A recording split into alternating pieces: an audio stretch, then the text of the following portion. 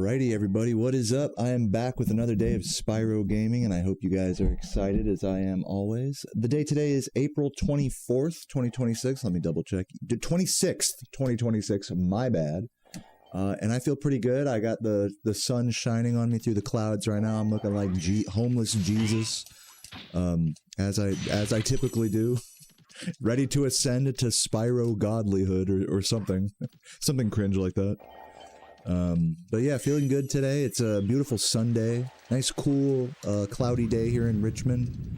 And yeah, I haven't gone outside at all today, by the way, nor yesterday, so I'm on full D-Gen gamer mode, you could say. But yeah, had a good sleep, had a good breakfast. Sarah's just chilling in the living room, you know, catching up on work and stuff, and here I am doing much of the same, so let's get some good runs today. Yesterday, I'm really happy with my mental, you know, my attitude yesterday. Let's actually warm up Alpine real quick. Head back to that level while I'm thinking about it. Oh, you know what? Actually, let's go Nightflight. Yeah, let's go Nightflight. Let's just see if I want to do the ending strat here or not. Because I sort of like gave up on doing the harder strat here and I want to re-implement it. So let's mess with that. But yeah, guys, while I fly around through this level here, in fact, I'll do like a little cheeky shortcut here. Just turn around and follow this way. Yeah, so set the save states like that before I crash. Yeah, welcome everybody. Hope you're all doing well. What's up, Beard? Good to see you, man. Megan, Chevel. Hey, guys. Yeah, there we go. This should work.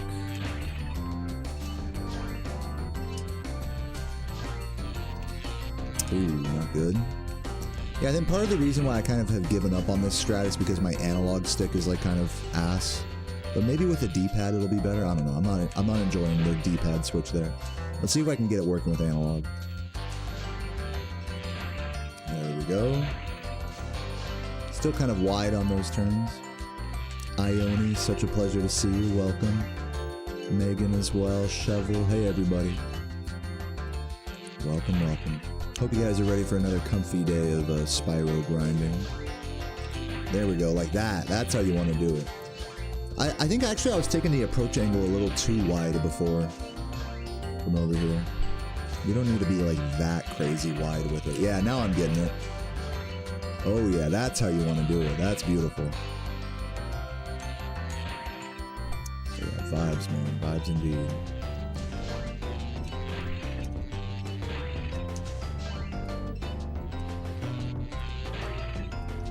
What's up, everybody? Hope you're all doing well today. Always grinding. Thank you, Yorevna. Elucidark, what up, dude? This is not gonna work. Yep, you can tell when it's not gonna work. You have to have a certain amount of wideness with it. Oop, that should have worked. The game is just being a okay, this is not very wide. Let's see if this works out. No, that actually was gonna work out if the flame worked. There we go. That's it. That's the money. Do that again. Do that a few times in a row and then we'll move on. Ooh. What's up, May? How you doing today? Welcome. Floppa's in the chat. I'll take that. 3 in a row we want here. And we can move on. Ooh.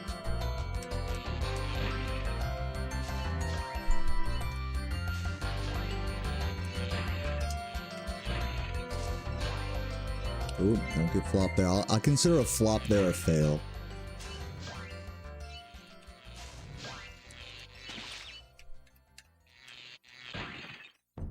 $120 record while stoned. Guys, make sure to sub to see me get mega faded.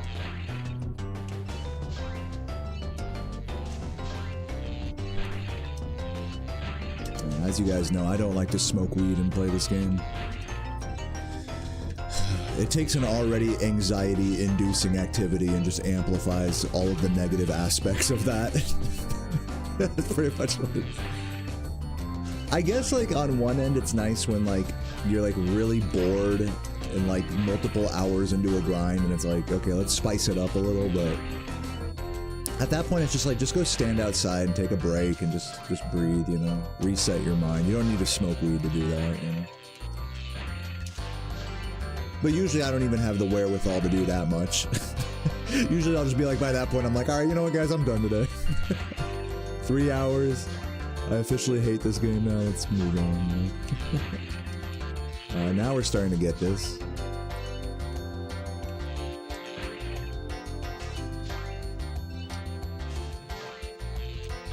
Nice, I'm loving this. Yeah, my problem before was I was going too not wide enough here and too wide here. And now I've cracked the code. That actually almost flopped. That was nearly a fail there. One more.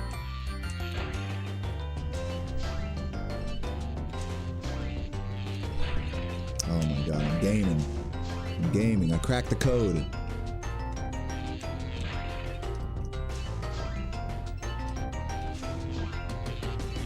Oh, just kidding. Too careful on that one. You have to be pretty aggressive with it or else that happens.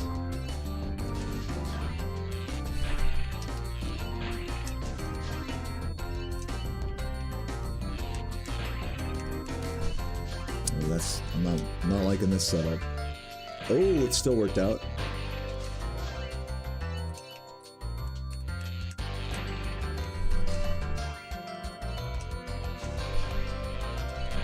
Nice. Okay, I'm feeling it.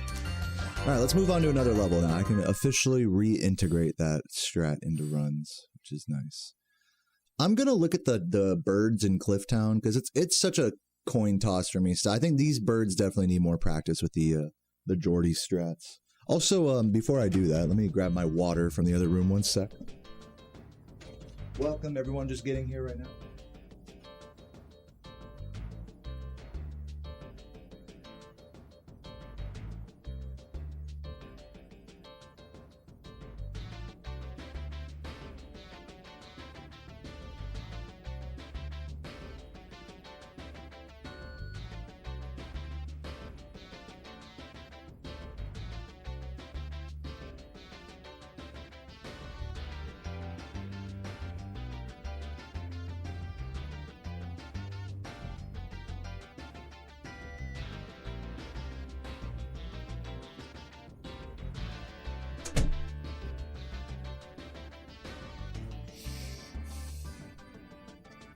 Is there a turning method that helps you make the tight turns? Yeah, using D-pad, which I'm not smart enough to do. Kidding. Yeah, Nightflight does look like a sunken city. I like that assessment.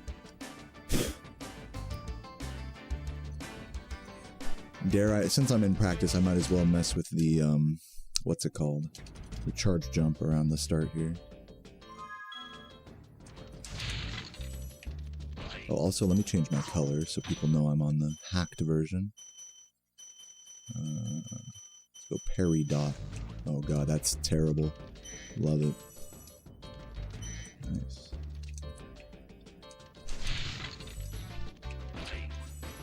Maybe that jump charge is a little faster, honestly, rather than going around like that.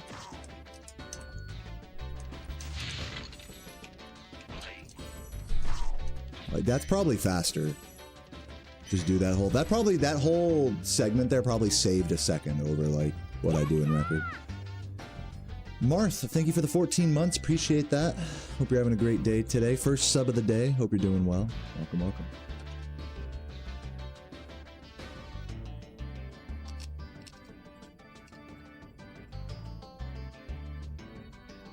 Yo, thanks for the good luck, Zach. Appreciate the kick follow. Getting rid of them ads. As you should. I'm feeling this trick. I might do this in runs. I might throw a run to this today. The key is you just have to glide late.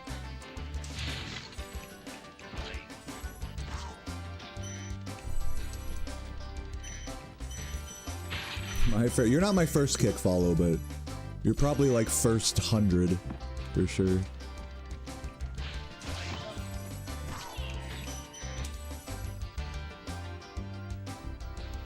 What is that? It's a tricky strat, that wall glide, but yeah, pretty cool. Jordy does it. Let's keep it moving here. You could probably, just for funsies, you could probably do a similar thing here, but like it's gonna be way harder.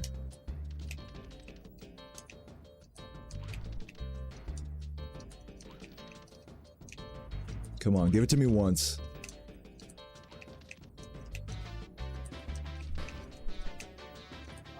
Give me one for the fans. Oh. Sprint Nation, thank you for the prime. Welcome. Yes, I got one. Bonk and all. Yeah, that one's a little extreme. Yeah, not doing that one yet.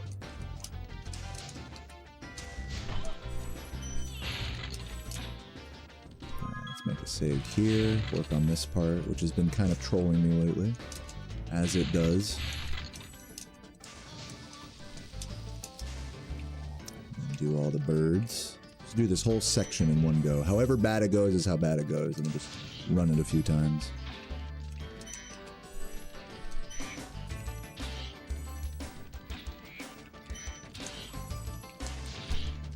See, that's the thing, is that guy, I'm almost tempted to jump charge him. Even though technically the flame charge jump works there, I'm tempted to jump charge him.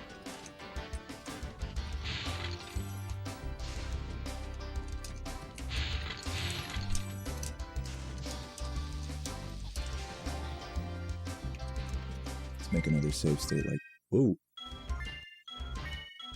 Hey! Oh my, that's my favorite sound glitch in the game. Bling, bling, bling. I'm finna bust, said the pause menu.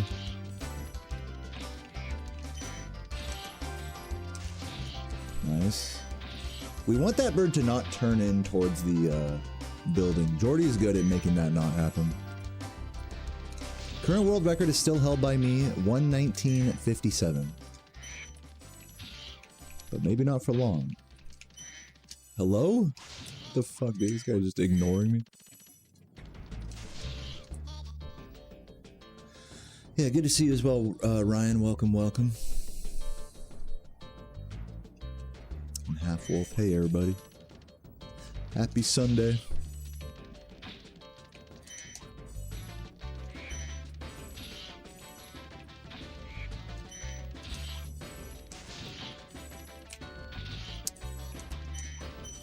What's up, Josh? Welcome, welcome.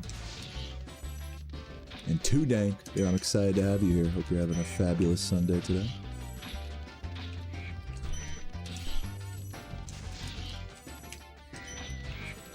You know, I would take that in a run, but again, I'm trying to get these last few birds to work with me here.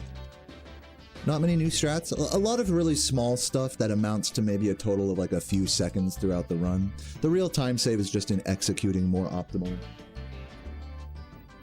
Is the TLDR about that.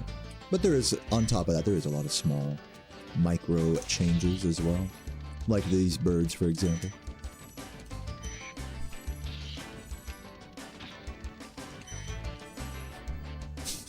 Hello? Phoning Dr. Bird. Is the doctor in today?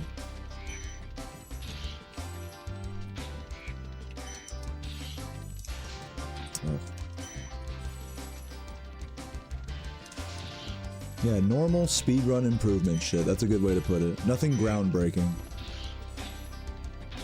But also nothing to scoff at either.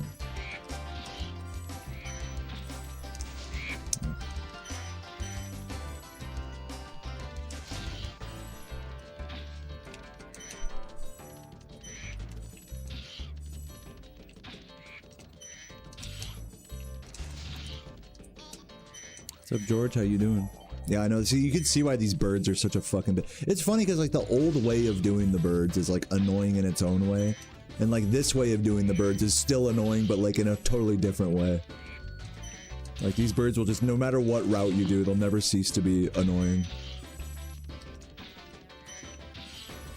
But I like to imagine that the execution ceiling is higher with this. I mean, Jordy Jordy and I both timed it to at least be 0.5 faster, so just on the strength of that alone, if it's like as annoying as the old strat, it's like you might as well just do it this way.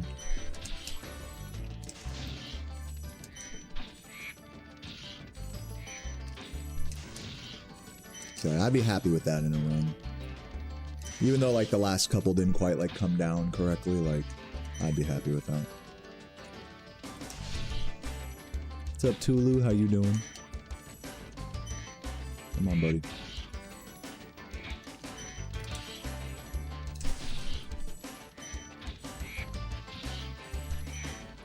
There we go. Now we're starting to see some consistency here, hopefully.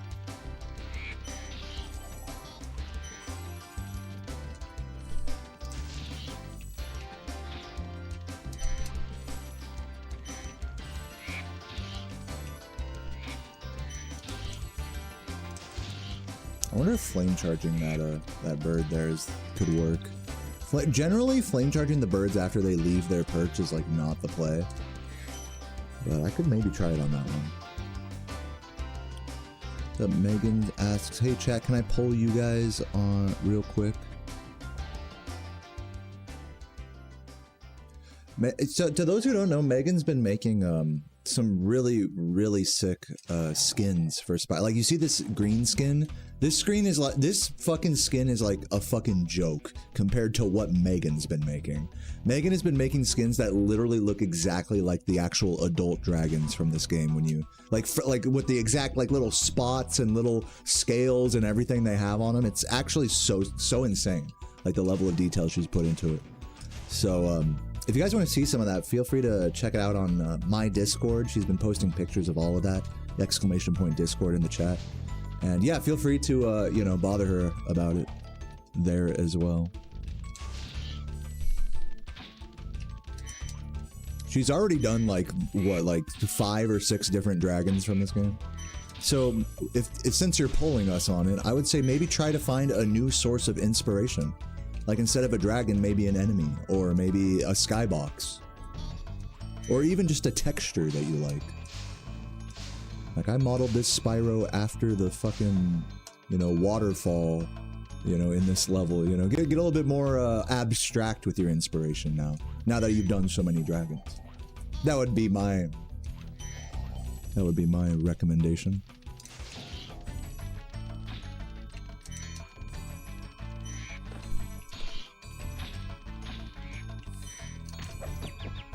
What's up, Escape Point? How you doing? Or maybe take some things from Spyro 2 and 3.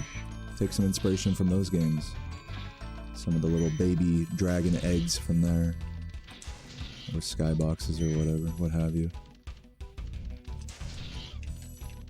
What's up, Dark Rid? Thank you for the Prime. Didn't notice you weren't subbed. Well, dude, thank you for fixing that, man. Welcome. Hope you're doing well.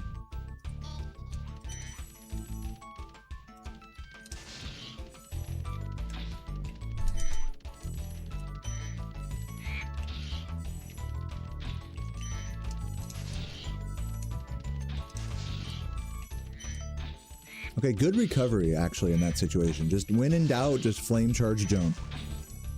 You really, to do these birds right, you just have to commit to the flame charge jumps. Like, there's no ifs, ands, or buts about it. Yes, you could be more consistent by not doing that, but like, if we're trying to be speedy here, that's just what you gotta do, you know?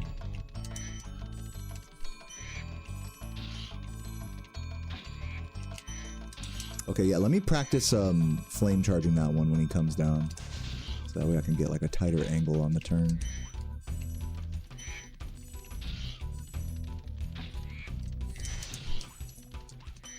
It's tough. It's genuinely super hard to flame charge these guys when they've left their perch. Because their hitbox extends so far forward.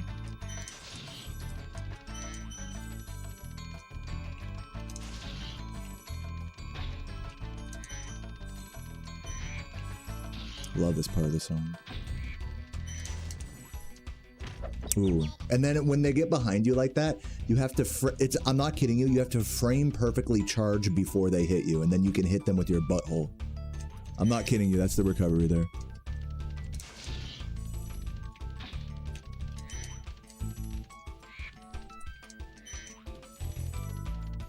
That's like an oddly precise recovery to kill them like that when they're behind you. Yeah, flame charging that, I'm sure it's possible. It's just not a smart play.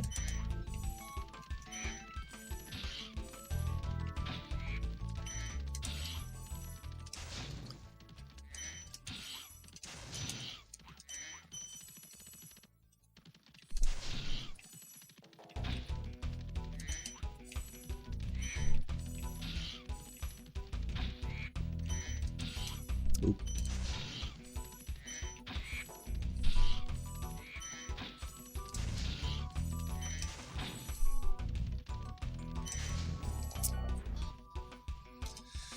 How am I doing today-o? I'm doing very good. I've never had someone say that before. You'd think I'd have heard that once or twice, but that was it. Very clever, Costi. Welcome. What's up, Escape Point? Thorn Trap. Thanks for the good luck, Alessio. I thought let's move on from these birds. I'm starting to get cross-eyed doing these birds here.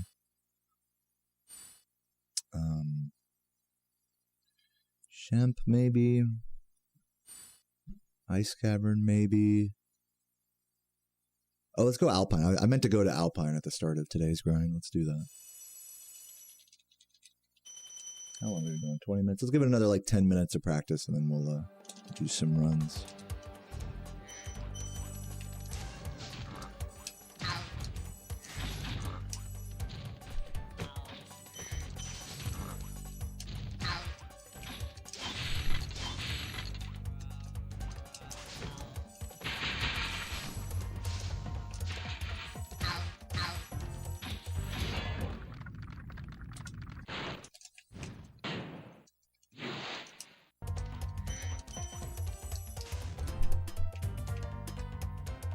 Well, I also need to go to Dark Passage after this and keep working on those dogs.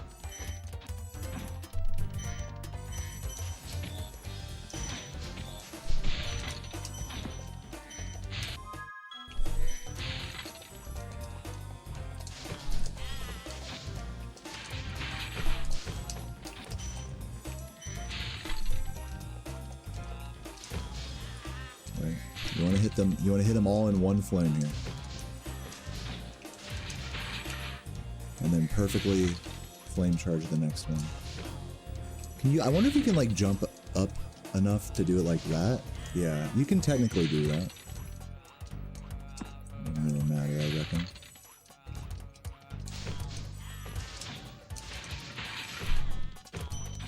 Close. We're getting close.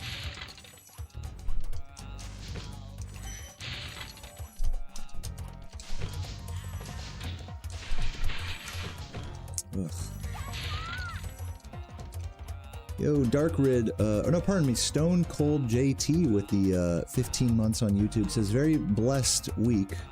Won 1,111 on Keno. If I don't know what it is, it's a number matching gambling game. Well, dude, GG's to you. Much love to everybody in the chat. I'll definitely never be one to encourage gambling here, but I will say congrats on the win. You know, I would be a hypocrite to say that I'm not a bit of a degen in other ways, so, you know, I actually quite love, you know, side note, I actually quite love watching, gambling content on YouTube, like Vegas Matt and shit. Let me get that alert out of here. YouTube, get that out of here.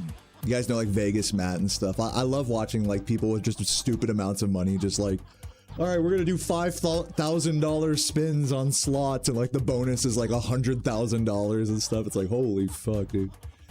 So it's fun, fun to watch that. Definitely, for me, it's like I'd rather be a spectator than like an actual player of that stuff. It feels too grimy, you know, for me. Like if I were to try to like play a slot machine or something, it's like the odds are so literally stacked against you. It's like I feel like there's nothing worse than feeling like you're just a cog in a machine, you know what I mean? That's what it feels like actually gambling, you know? It's like, here they've designed this game to fuck me and I'm dumb enough to play it, you know? Is like the feeling for me. But dude, GG on the win, man. 1,111. Hope you're gonna have a beautiful Sunday evening today to celebrate.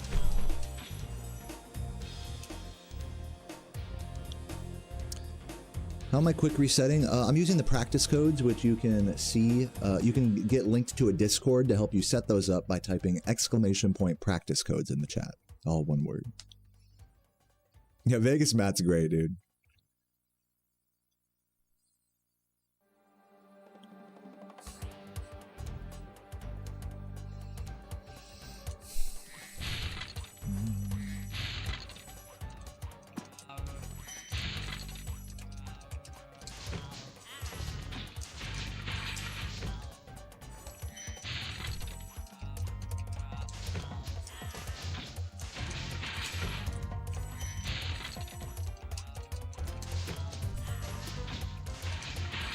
Yeah, that's the play, is go wide there. Because when he runs around, he always tends to land, like, in the widest spot.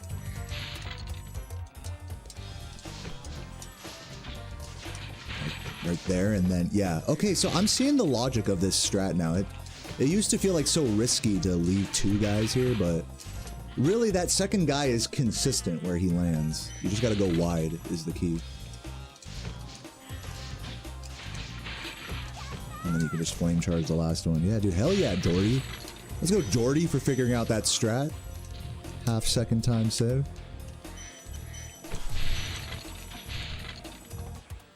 Yo, Journey with the fucking generous super chat, man. Thank you. Hope you're having a fabulous day today, dude.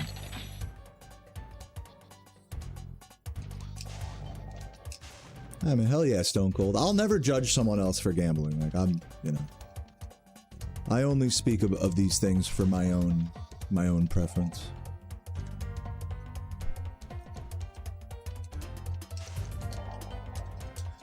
But yeah, thank you for the fucking super journey. That was huge. That got me all hyped up for today, man. 20 bucks. I can go spin the slot machine with that one. They actually have, you know what's funny in Virginia? I'm from California, and so like it's a huge, I'm not huge, but like a bit of a culture shock to me moving out here to the East Coast, because you can just have full sized like big ass slot machines, which, you know, nowadays slot machines are like big screens, you know, that go up to the fucking roof nearly. They're like giant. They're like, imagine, you know, like a vertical, you know how your phone is like vertical, you know, 1080 by 1920 or whatever. Imagine that, but like the size of an entire arcade cabinet, like just so massive. You guys know what I'm talking about. So whenever I'm coming home from the brewery where I play Halo 2 at, there's always this one gas station. It's like a Quick Trip or something. It's just some Family Mart, it's called. And I'll go in there and they have all of the weird like off-brand alcohol. Like they got like the hard Twisted Tea or the hard Arizonas. They got the hard Mountain Dews. They got all the weird fucking alcohols. And then they have like fucking they got like a whole row of giant like multi-$1,000 like slot machines. And I'll go in there and I'll see like some random ass, you know, like just fucking construction workers just spinning the slots, I mean, you know, I'm saying it like they pulling a crank. They're spinning the slots, just pressing the button. Oh my god, it's so fucking wild. Because again, they don't have that. That's illegal in California. You can't just have a slot machine like that in a fucking liquor store. But in Virginia, hell yeah, you can. So sick. Yeah, no, it's not the same Family Mart as in Japan. Different Family Mart, I think. I don't think they're the same thing. But I did have Fammy Chicky when I was in Japan, because I was forced to eat out of the convenience stores due to having a slight cold. Oh my god, I figured it out. Figured out the strat finally. Feels good, man. Whoa, did not mean to press triangle there. I like being slightly behind this cycle though, so that way I don't have to stress like... It's actually, in a weird way, it's kind of ideal to be slightly behind the wall cycles coming up here. So that way they give you something favorable, rather than having to like maneuver around them all janky.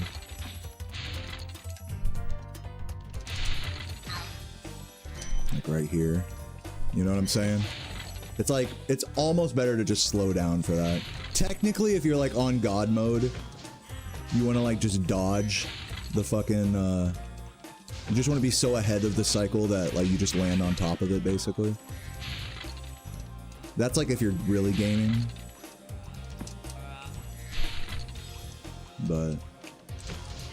For all intents and purposes, you know. Saving the half second here in this section and then just playing it safe in the next one, I think, is realistically the best play.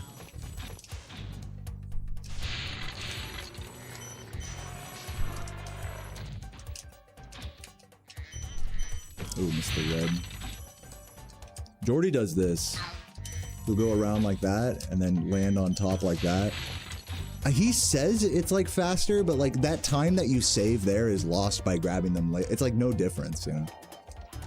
It's again, it's just to like mitigate having to deal with the cycle. So it's just a question of like what the preferable cycle is for you. But you could definitely make the argument that the execution ceiling is higher doing it this way, like how Jordy does. Speaking of a different Jordy strat, everything's a Jordy strat in this fucking game now. This. Let's go up over there and work on that a little bit.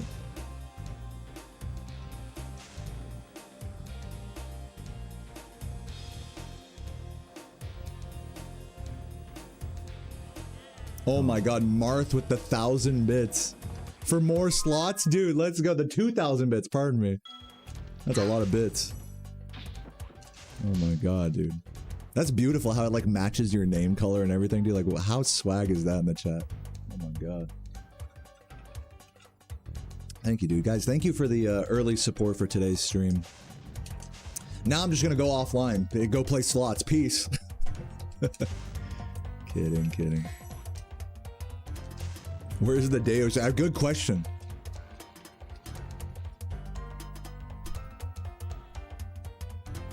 Okay, yeah, let's go up over here. Let's just grab the dragon and then just do this whole section.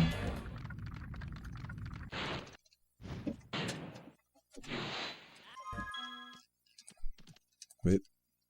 There we go. Oh, reload the music.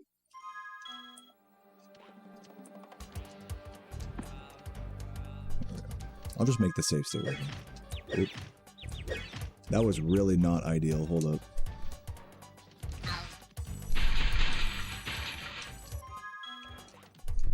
Whatever.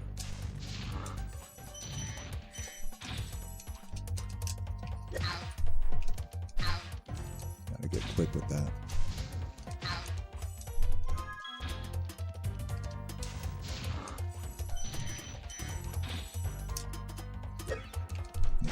Gotta get, yeah, the way that you save time with that is by being aggressive. So let me fucking get aggressive here. I might do an extra jump charge like on the stair itself. Yeah.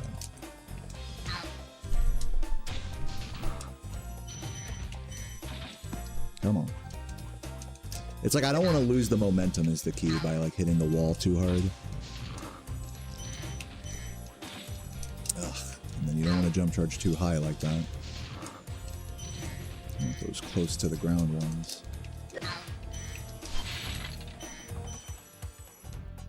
Did anyone mess around with discovering the Balloonist loading zones? Like, you mean like the text interaction hit area? Like, here's how it works: is the Balloonists don't like have loading zones that trigger like the next homeworld. They have dialogue interaction like little areas. So it's been already looked into that no matter where you interact with a Balloonist from, you know how like with dragons, how you have to touch them on a certain part or else you lose time because Spyro takes time walking around?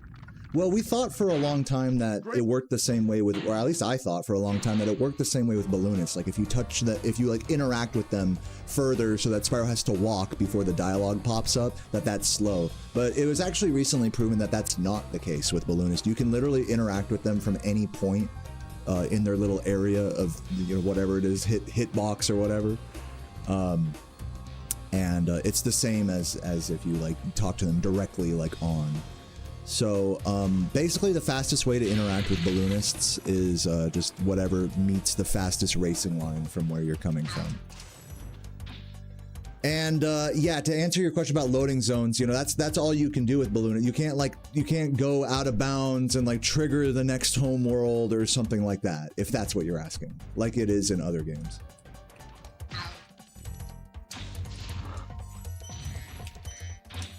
The homeworld load is directly tied to the Balloonist dialogue interaction, in other words.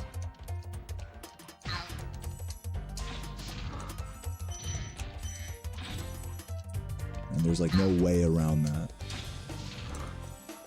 So if there were like a Balloonist skip that didn't involve like some complicated memory corruption stuff, it would have to be something that like tricked the Balloonist to thinking you had the collectibles when you didn't.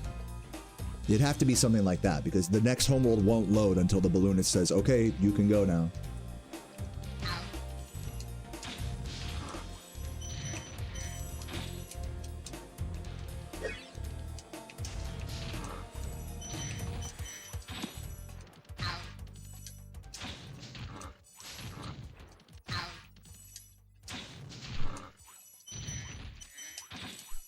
Dude, I'm like really bad at this. Some kind of underflow would work. Yeah, there's been a lot of spitballing about it over the years. But it's funny how much we talk about like what might work and what might not. And here we are, 26 years, or what year is it? 2026? 28 years later, or we'll just say 16 years later from this game's speedrun conception. And still no progress has been made. So as much as I encourage you guys to spitball and come up with ideas, I encourage you even more to play around with those ideas yourself in an emulator and share your findings on the Discord. Talk is cheap, you know?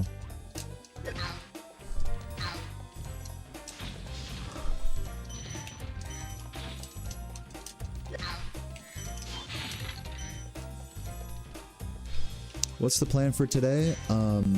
Well, right now I'm practicing and I'm about to get into runs momentarily.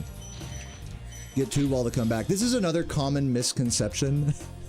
I'm sorry to be debunking all of your messages, Dark Kid. It's not directed at you, but a lot of people have this impression that Tuval's like dead or something. He very much is active on the Spyro Discord. He just found, you guys don't even know this, Tuval just found a brand new skip in Spyro 3 any percent. That saves like 7 to 8 seconds in Seashell Shore with an out-of-bounds trick, which is still being, you know, labbed right now. So yeah, Tuval's not dead. He still exists. He still looks for stuff. Yo, Rag, thank you for the prime. It's understandable that for like the average, you know, someone who's not deep into the, you know, speed running this game, that they would think that Tuval's dead, because all of the videos he posts are like unlisted strats shared like on Discords, you know, so yeah, he's never been like a public figure at all, so it's understandable that people think he's like dead, but I'm here to inform you guys he's not.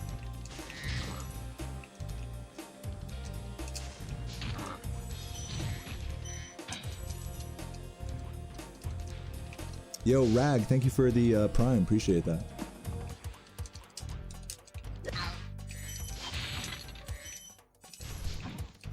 Yeah, and by the way, you're good, Dark Rid. That was not trying to meme on you there. Like I said, it's kind of a common way that people speak of Tuval, like he's come and gone or something, you know. Well, when Tuval comes back, you know, I hear that one a lot, you know. It's like, dog, he's back.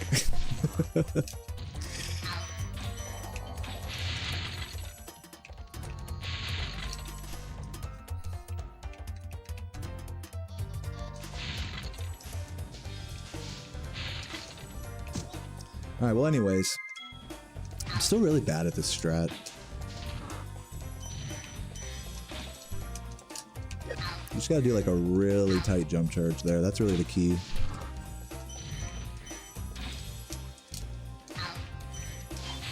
Sound gone? Looks like it's fine for me. But for, yeah, looks like it's working. No sound on YouTube? Anyone else having you? No, Costy's fine. Anybody? I'll let the chat deliberate that one.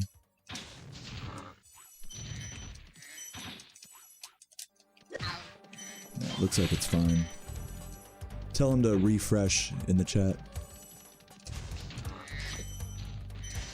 How do I feel about AI being used to optimize runs? I would love to see someone try. No one's even tried in Spyro yet. They've done it in, you know, if you guys follow Virtual on YouTube, there's been a lot of like AI, you know, machine learning simulations of various speedrun routing in that game. No, it's not the same thing as tool assisted super playing, because it's not the same as tasking, because tasking is you're still playing, but you're just adjusting your inputs and then playing them back as like an input video. Whereas an AI or machine learning would be like setting, you know, a computer to play the game for you and figure out the best strat on your behalf. A task is still created by a human, just with the inputs adjusted frame by frame and then played back. So that's a very big distinction there. Especially in terms of strat hunting, you know, like you know, us humans, you know, everyone's got a different brain about a game, but you know, for an AI or a computer to like just simulate a million different like attempts of a level, no one's ever done that in Spyro yet. I hope someone does. It could really have big implications for strat hunting. But you know, easier said than done, I suppose.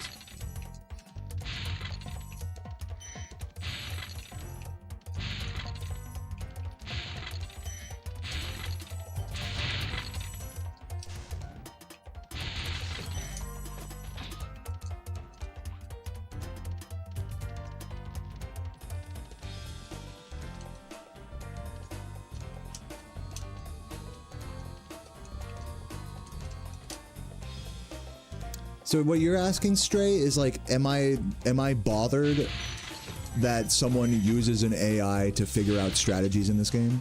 No, because like humans would use them. You see what I'm saying? Like whether a human finds it or a computer finds it, I think we're all just searching for like, you know, optimal strategies or, you know, the right risk reward. At the end of the day, you know, a computer isn't gonna take my job. If that were the case, you guys would all just watch tasks instead of my runs. So like, I don't think of AI as like threatening what I'm doing or like insulting what I'm doing. I look at it as a tool that could potentially help what I'm doing.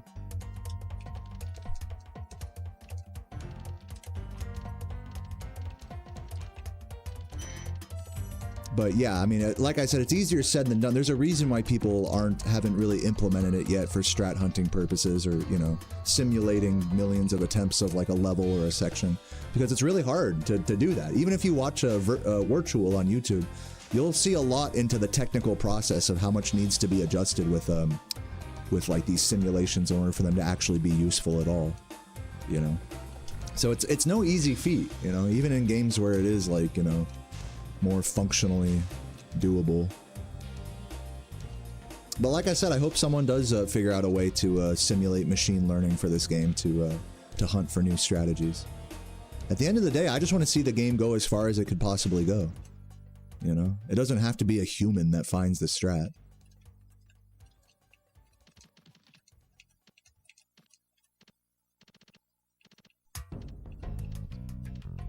I don't know. I think like you're saying theoretically that might be true, but I think in practice, again, if you watch other examples of this, it's like even when you train a machine to play a game like optimally or whatever, that's only based on the parameters that you give it. So like if you give it a different input, it will always give you a different output. So to that end, an AI or a computer can never find the perfect solution to something. It can only be adjusted to find different, you know, gradients of optimal. So I think theoretically what you're saying might be true, that it like distills, like, you know, it cuts out the whole, you know, in theory, if you get an AI to learn to speedrun the game and it finds the most optimal strats, then that obsoletes or obsolesces, we learned this word the other day, it obsolesces the need for strat hunting, which is like kind of a big part that people like about speedrunning. So I can see where you're saying that's like, oh, that sucks. But I think in practice, even if someone were to use an AI to find new strategies, I think that they, you know, there's no practical world where that's literally perfect. Like there'll always be a new way to adjust it to find something that's even better. That's just what I think would happen in reality in this theoretical situation. So to that end, it's like, it's kind of a never end, even for an AI or a computer, it's still a bit of a never ending journey in that way. In the end, it's just another tool that we're using to help things. So no, I don't take offense to, in fact, I encourage the use of AI and machine learning to help strat hunt in speedrunning. And if that offends anyone, I'm sorry. I mean, I just want to see these games get optimized, you know? I want to see what a computer thinks is the best strat, you know? I'm just curious about these games at the end of the day. It's not really like it. There's not really like this emotional, like, humanity thing. The emotional human side to speedrunning is why I stream single segment runs. But in terms of just strat hunting and just trying to find the optimal route, I'm okay with a computer doing that. Like, those are two different things in my mind.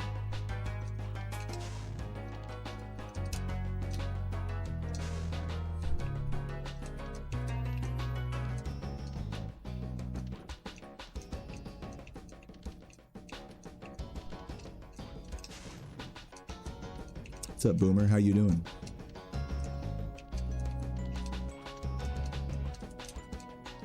Anyways, let's do some runs. Fuck it. Been warming up for a hot minute here. Let's get it. I almost don't want to turn the music off. It's so good. Die.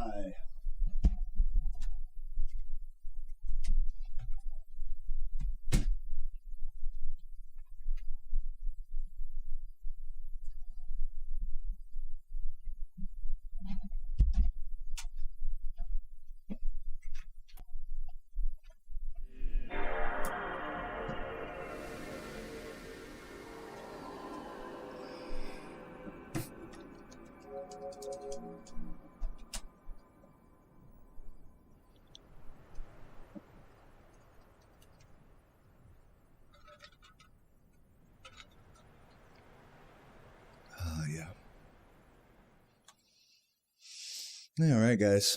Well, in other news, while my game loads up here, you guys may know that I've been playing Runescape on stream after my Spyro grind the last few days, and I've been grinding for this 1 out of 10 drop for a 45-minute raid. So, like, that's literally a 1 out of 10 dice roll for 45 minutes of bossing and shit. Like, hard, you know, killing monsters and stuff.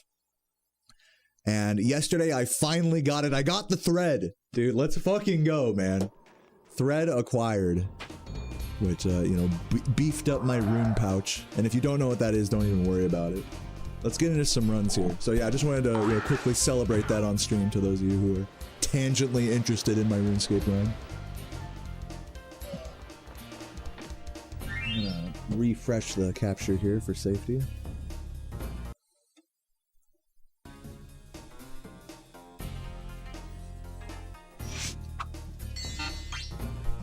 Yeah, even if you don't know anything about RuneScape, congrats, regardless. Thank you.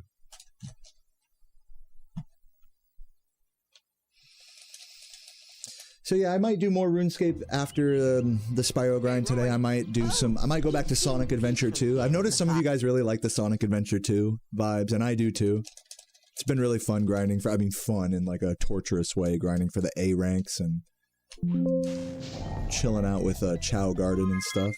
Let me also change this real quick so I don't hear the Windows noise. Sorry, that blew you guys' ears off there. My bad.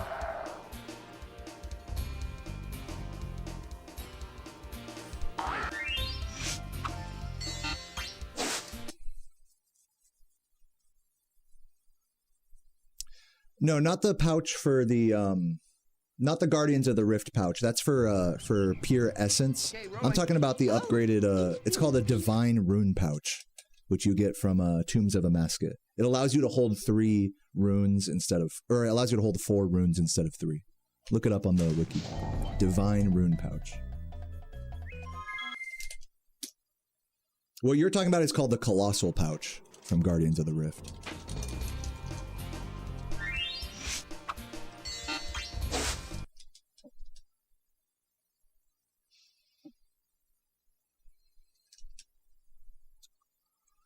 Which is different. Okay, rolling. Oh, it's been peaceful. Jexy, let me tell you right now, I was also scared for many years to try it. But I'll be the and whether you do or don't, let me just tell you, as someone that's always scared to try new, especially bossing and PVM content, entry-level solo raids are definitely doable. It's definitely doable. You just go in blind, get fucked over, die, maybe look up a video if you need to, and just send it, you know? Like, you just gotta, and this is kind of how it is with a lot of content in RuneScape. You kind of just gotta jump off the deep end, even if you're scared. And I'm right there with you. I'm always a scaredy bitch with trying new stuff in that game.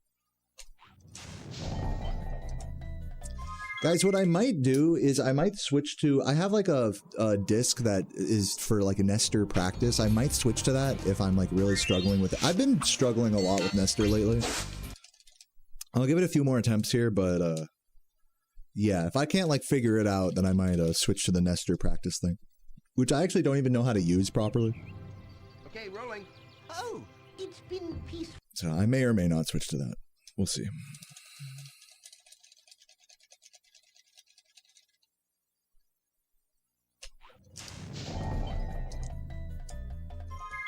But I'll give it some more attempts before I do anything rash. You'll buy me a box of beers if I break record. I'll hold you to that. Like a pallet of them. Like fucking like 100 random ass beers. Okay, rolling. Do I fuck with bribes and weird hypotheticals? I mean, that's most of what we do in this chat room. Weird hypotheticals.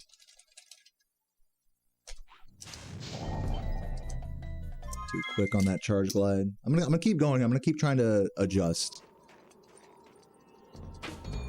It has to be today. I mean, dude, look, you're trying to put pressure on me, and I'm telling you right now, I don't respond well to that. So I'm just gonna reject the deal. Like, if it's like, dude, if you do it right here, right now, I'm not playing that game. Like, I'm not doing it right here, right now. I'm just gonna try my best. Oh, it's been peaceful. Don't try to hype me up. That's not the right way to hype me up. Thank you, Mal Bark. Thanks for the good luck. Good to see you.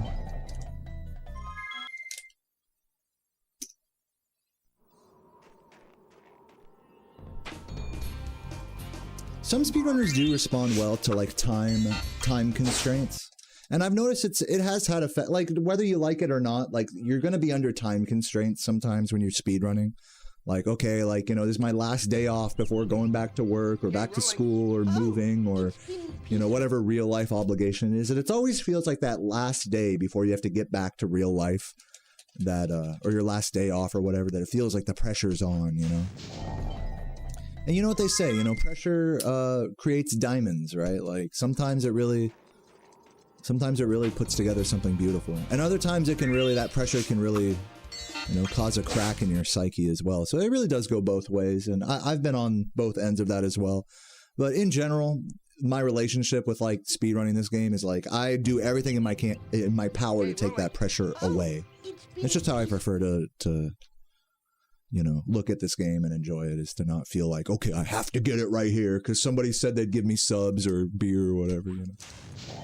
I know it's all just jokes and memes anyways, but like, on a more serious note, like, thank you for releasing me, Spyro. Like, how much pressure is the right amount to put on yourself is like kind of the question. Balloonist. He'll transport you to the next world. Different answer for everyone. I'm going after him. Find dragons first. That's all I can tell you.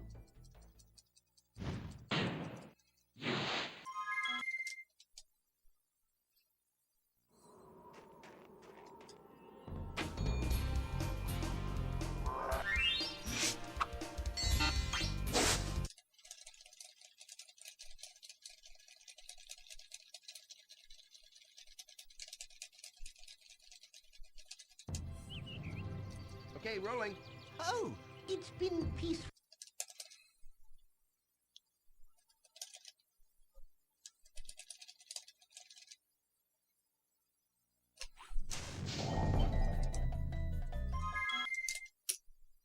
Landing a little far ahead of him. I'm gonna give it a moment before I do the initial jump, because I feel like I am getting I'm being a little hasty from the fade in. You can actually act like you can do the first input, that first jump, while the game is like still kind of like initializing basically, and that can affect the position of this trick It's been peaceful. in like a very micro way. So it's best to kind of give it like, wait till the fade out's complete, like, or wait till the HUD fully finishes bouncing before doing the trick. Like, if you just wait like just a crumb, it does help with consistency. So I'll start doing that here. In fact, I think that attempt was a little closer than before.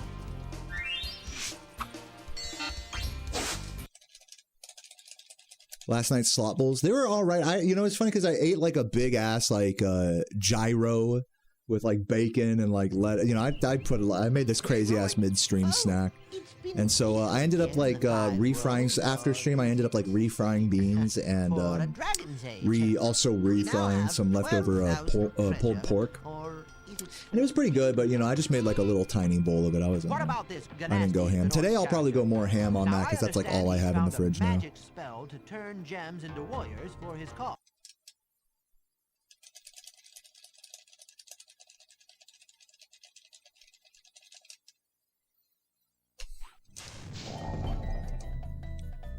This should work.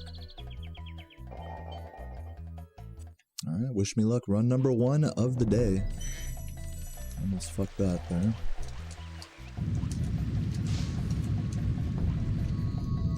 Is it possible to use free cam in the intro? Sort of.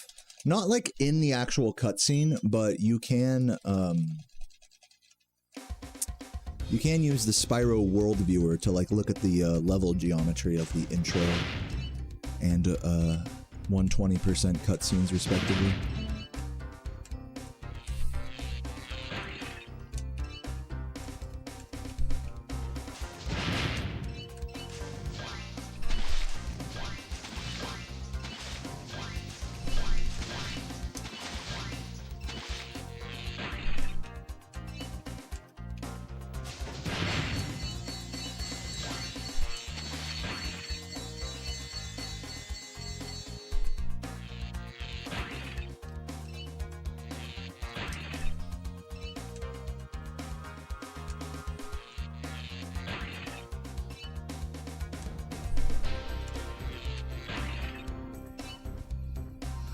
SpongeBob the Dragon, dude. True.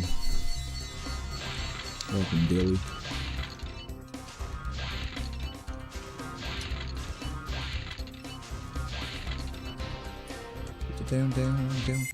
Down.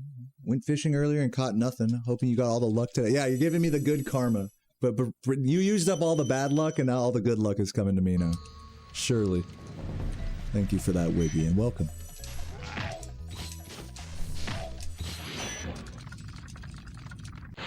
Got a new complete? Like a new skateboard, you mean? I'll have to check that out. I love looking at fresh new skateboards. What's up, Vonnie? Thank you for the good luck. Welcome, welcome. What's up, noobs and fishy? Thank you. I can't even say thank you, dude. What the hell? Focus.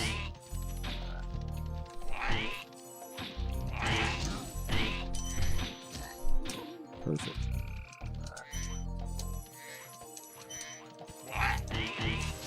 Why am I doing that? What the fuck?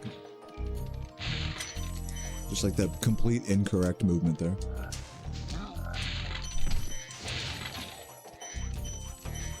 At least I don't have to wait on him now. What am I doing, bro? I'm like just doing the whole wrong route there. What the fuck was that? Should have focused. To be in my defense, there's like a couple of different routes there now that, you know, change depending on whether I hit that boost or not. It's understandable that I might mix it up a bit, but still, like, come on, wake up. Muscle memory took me in the wrong direction there. Okay, rolling. Oh, it's been peaceful.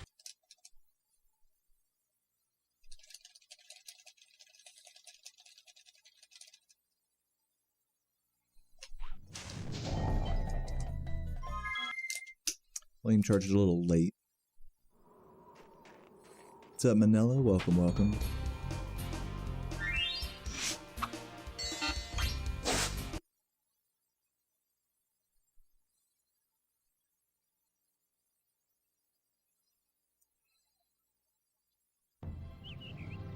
Okay, rolling. Oh, it's been peaceful.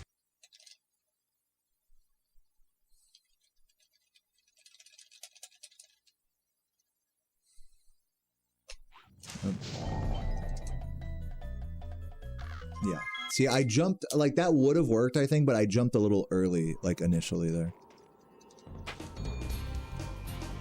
What's up, Chief? Thanks for the good luck.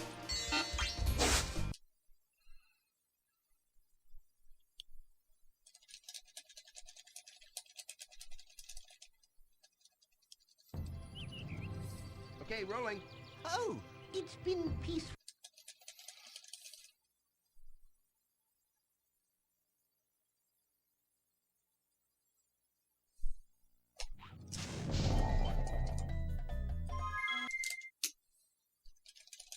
I'm jumping on this dragon to skip his dialogue. It saves 16 seconds. For more info, you can type !Nestor in the chat.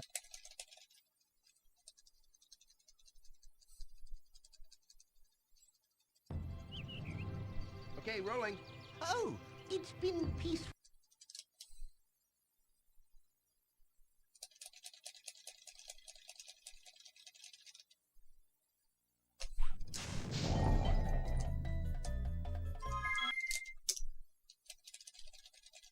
Again, I'm just flame charging a little late. Nice emote, Alessio. Welcome, welcome.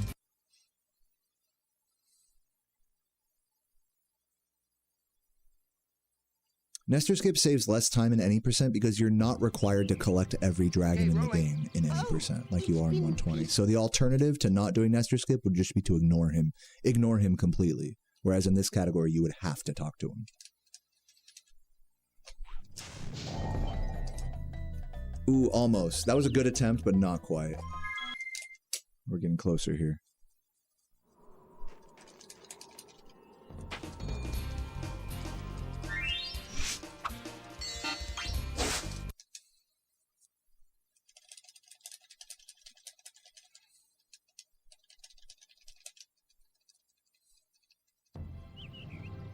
Okay, rolling. Oh, it's been peaceful.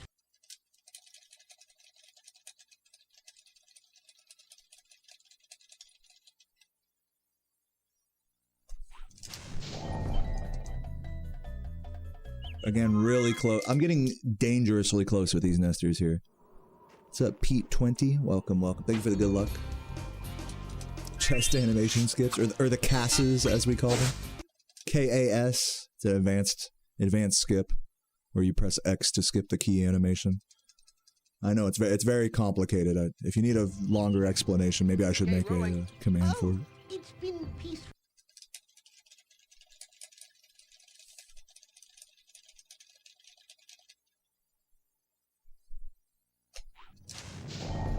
No, don't like that. Jumped early, and then the second jump was late. I don't know if even I could make a tutorial for it. It's so advanced.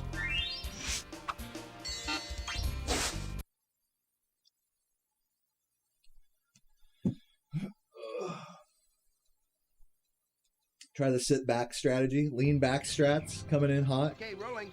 Oh, it's been peaceful.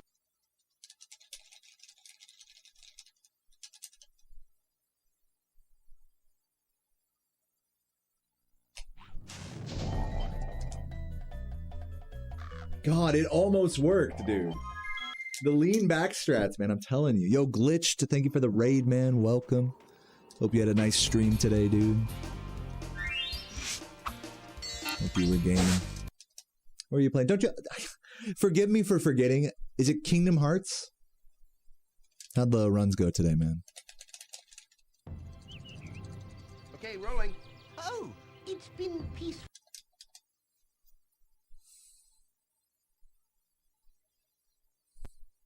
Yeah, welcome, Raiders. Okay, that was just brainless. Should have waited at the start, and then that would have been a little better. That's the key for me with this trick, is I think one thing I haven't really been doing on previous days is just wait longer before actually just doing the trick, you know? It makes a big difference. Okay, rolling. Oh, it's been peaceful. Dark Cloud JP version. Wow, I've never played that game. What console is it on? No, that's not gonna work. Playing charge too late. PS2. Interesting. Well, GG's. And welcome, Andy. I'm over here trying to get this trick at the start of the run, which really should not take me this long, but I've just been on a dry streak with it lately. Trying to make little micro adjustments, relearn the muscle memory. You know how it goes. Okay, rolling. Oh, it's been peaceful. Yo, King Mick, thank you for the Prime. Welcome. 11 months, so close to the 1 year mark. Looking forward to it.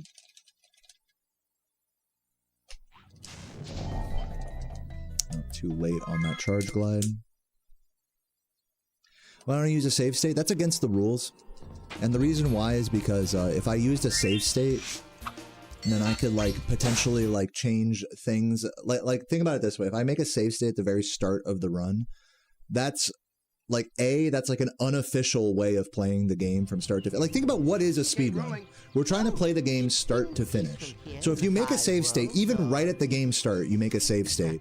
You're not really playing the game start to finish, like technically speaking. Furthermore, with speedrunning, it's generally considered like better that you're doing something that's allowed or like possible on official hardware. So like the idea with speedrunning is that you can beat a game start to finish on the same, you know, platform that is officially released for it, you know. So like you could do this on a PS1, you could do this on a PS2. So if you do something on an emulator that you can't do officially on a PS2 without hacking it, then that's like sort of like cheating in the eyes of speedrunners. Now, for some games, they do allow things like that, like starting from a save state or more commonly starting from a save file. But for this game, that's not allowed because the intro is so short, it doesn't really make a difference. Hopefully that answers it for you, whether you agree with that logic or not. That's the logic. Yeah, you could make a save state that like sits there and waits for 5 minutes at the start, and then that changes some of the enemy like RNG for late. Like who knows? You know what I'm saying? Like you could definitely fuck. There's like the opportunity to cheat is higher when you start from a save state, and it's only really justified if the game has such a long intro that people won't play unless there is one. Okay, rolling. And that's not the case here. It's been peaceful. Again, totally understandable if you disagree with that logic. I'm just telling you that's the logic.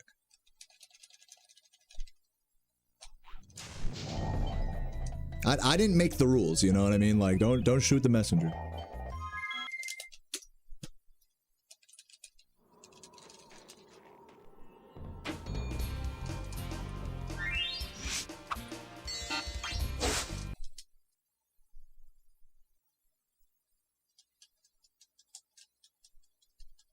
Yeah, so there's some examples in the chat there of games that do start from either a save state or a save file. Usually it's like a save file, because again, it's like the idea is that you could do it like on a official version of the game, you know, which a save state you couldn't. Dude, I'm like just fucking this, man.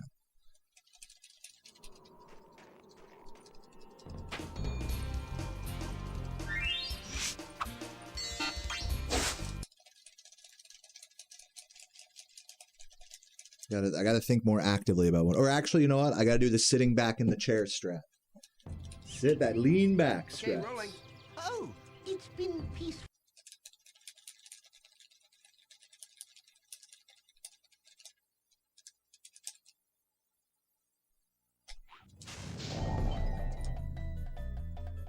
Oh, bro, I'm getting so close. It's like tragic how close I'm getting, but no, I'm literally one fucking frame off on one input when it looks like that. And I've gotten like 5 of those so far. You don't recall the exact reason, but there's some reason emulators are objectively worse for speedrunning than hardware. Well, it depends on how you're measuring it. Because if we're just talking about a full game playthrough, the load times for a PS1 emulator are generally going to be slower than playing on a PS2 with fast disk speed on it. Now, you could say, all right, well, turn on virtual fast disk speed on a PS TV, and then that's like kind of faster than a PS2, depending on the game. All of this stuff depends on the game and the emulator and the settings of the emulator that we're comparing to. So it's not that emulators are always slower, but they are generally slower than official hardware for a full game run of Spyro 1 compared to a PS2. Ugly, that does it. But even if we lower the scope to like an individual level where we're not worried as much about load times, emulators have the potential to actually be faster even without settings being changed due to lower in-game lag. So yeah, it's definitely not like, okay, emulators are just worse across the board or they're more optimal across the board. It just depends on the settings and the category and the comparison that you're comparing them to.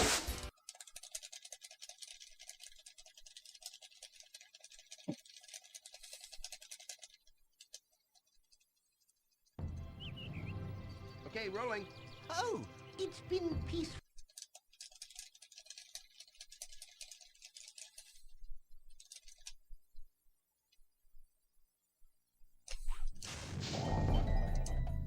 Come on, this has to work, dude.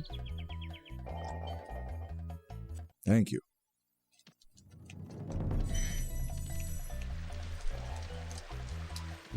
Been fighting with Nestor these last few days, but coming on top here on this particular run. Let's see if we can make it worth. I will say, since there's been so many Nestor attempts, it really has, I guess you could say, inspired me to actually try harder on my runs.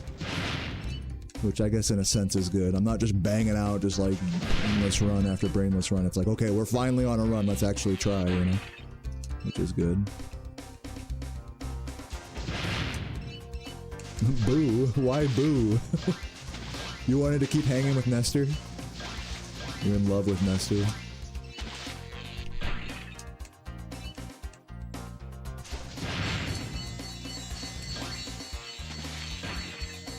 What's up, Fire?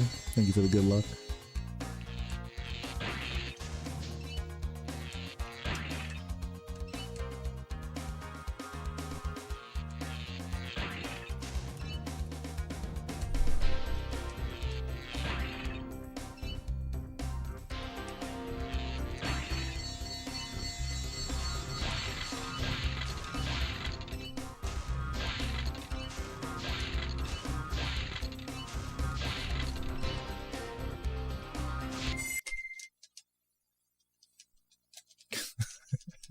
Nightbot always sending truth nukes into the chat.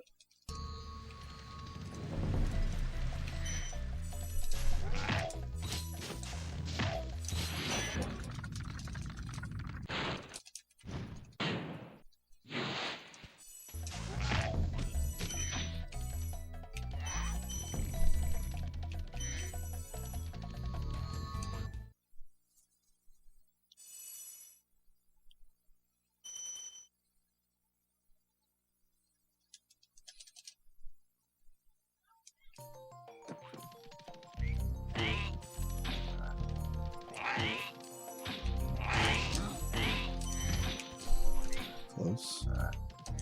But no cigar on that jump.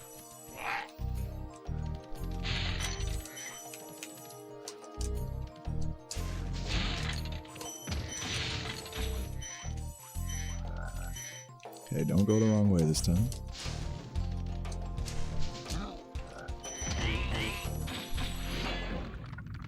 Favorite candy? I'm not a big candy guy. But if I had to pick one, I don't know, maybe Nerds or something? Not a big candy guy though. I really do not feel strongly about any particular candy.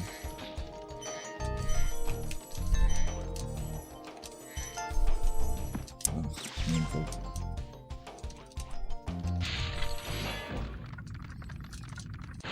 I'll be lucky if I sub 350 this level. Hopefully the cycle here works out.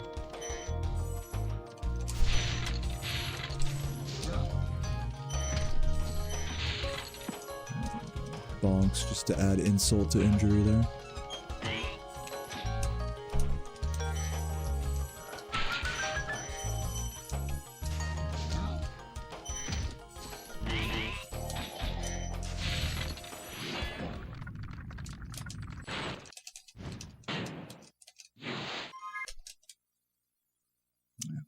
Not a great start.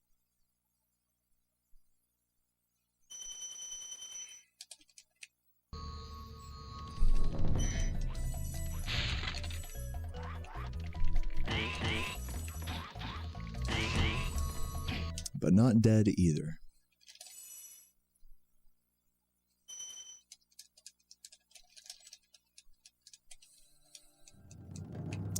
Favorite level in Spyro? Probably Dark Hollow, the level I just fucked up terribly just now.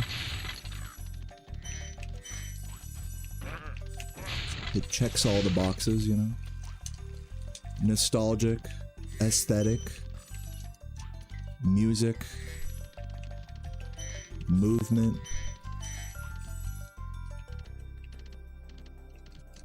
It's even got a secret music track if you hang out there long enough. Got some fun out-of-bounds areas to explore. It's got a little bit of everything.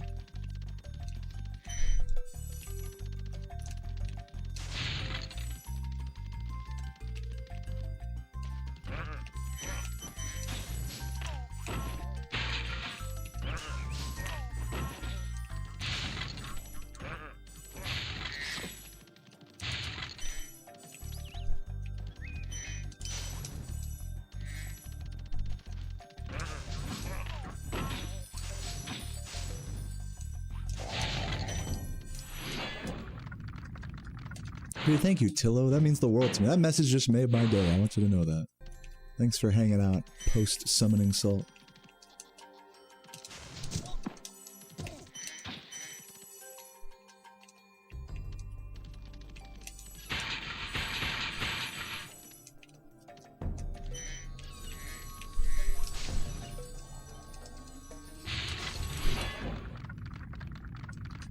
Truly, Dark Hollow truly has a little something for everyone.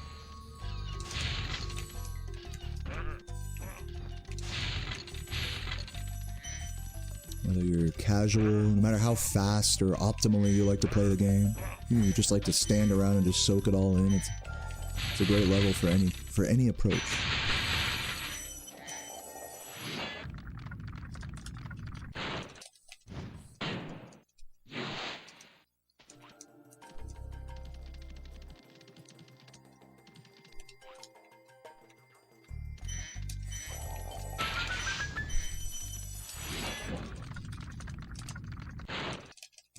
No, we do not do loading time adjustment.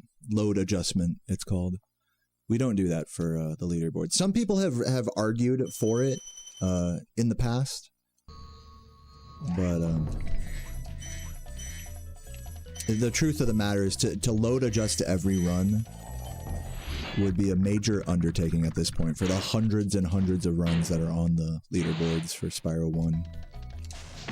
You know, maybe if enough of the community wanted it, then we could probably do it.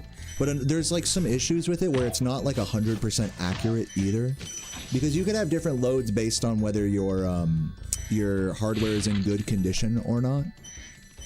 So it's kind of applying an arbitrary fix to like in an inaccurate way. Do you see what I'm saying?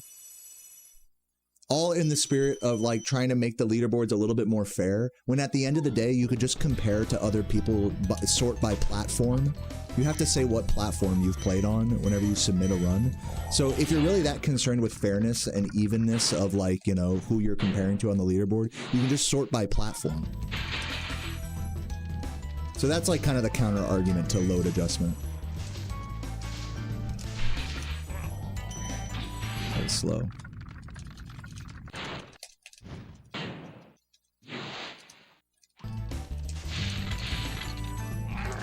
Like nobody, you can still get like the emulator record or the PS1 record. Just because it says like, you know, number 10 on the leaderboard doesn't mean that, you know, it's very clear that you have the record on a given platform, even though it doesn't literally say number 1 on the leaderboard, you know. But some people don't like that, you know. It's really just more of a organizational choice at the end of the day, organizational preference.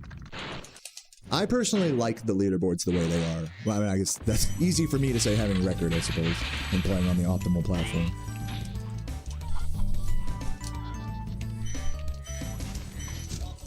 So.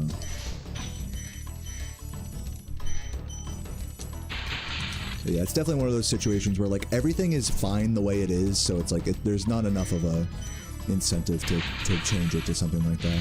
And even doing that, like I said, would not be a perfect solution by any stretch, you know.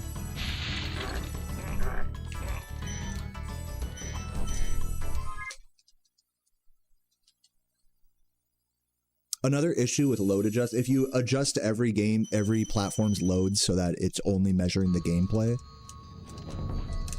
then that actually makes emulator into the fastest platform because it has the least in-game lag. So it doesn't even like solve the issue of like faster or less fast platforms. It just changes the way we measure it.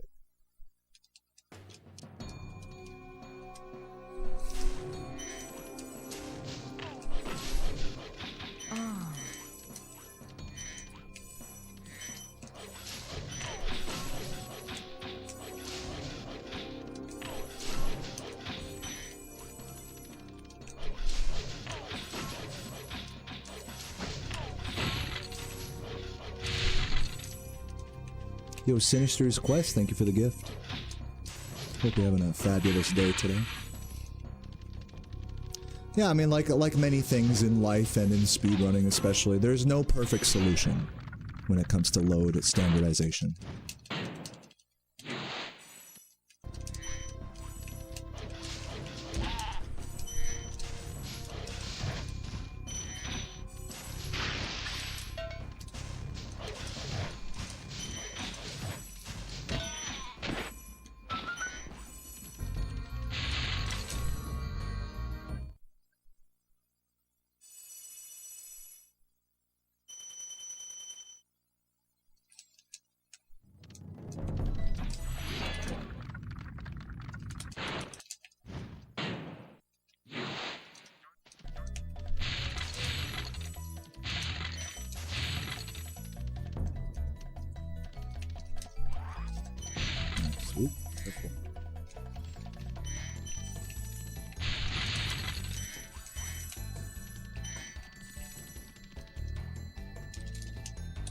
Ever consider running Reignited?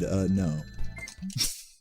I mean, I've considered it, of course, and came to the conclusion that I'd rather just play the originals. I'd rather put that energy into just, you know, trying to be good at this game. I just like this game more at the end of the day.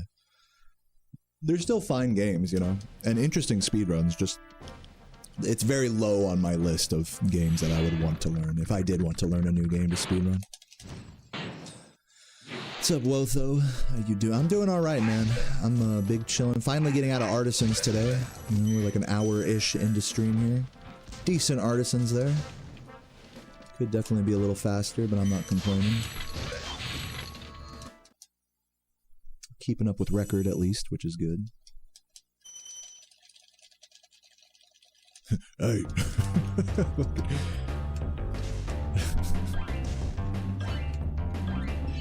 Thank you, Vec. Love you.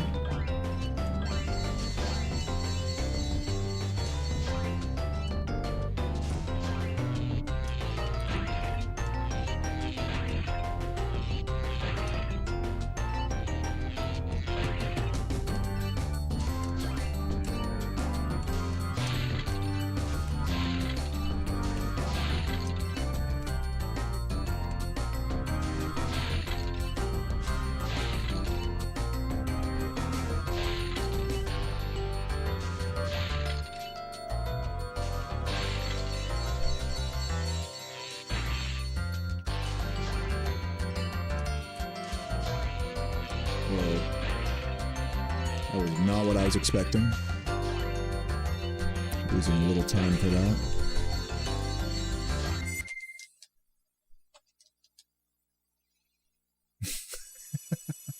Some good spinners there. That's like it's a spinning jamboree of PlayStation speedrunner spin emotes. The whole spin community coming together there. Any strategies that I haven't implemented because I haven't practiced them enough? Nothing big, I'll say. If there is any of those strats, you know, like little small micro improvements, it wouldn't be anything more than like maybe a half second or a second here or there. Like, so there might be a small handful of those like hiding around the run that I still haven't implemented yet, but for the most part I'm doing what's generally considered to be humanly optimal. Not counting like task-only stuff or, you know, stuff that's like pushing the limits of what humans are realistically capable of. there's always more to, you know, do. There's always more to find, more to implement, more to take from tasks and things of this nature, you know. So it's, you know, there's definitely a lot more than just a handful of seconds, you know, in regards to that. But in terms of what is considered humanly optimal in this category's route, I'm pretty much there. But yeah, I say that, but not to say that I do every little fucking thing. I hope that answers your question.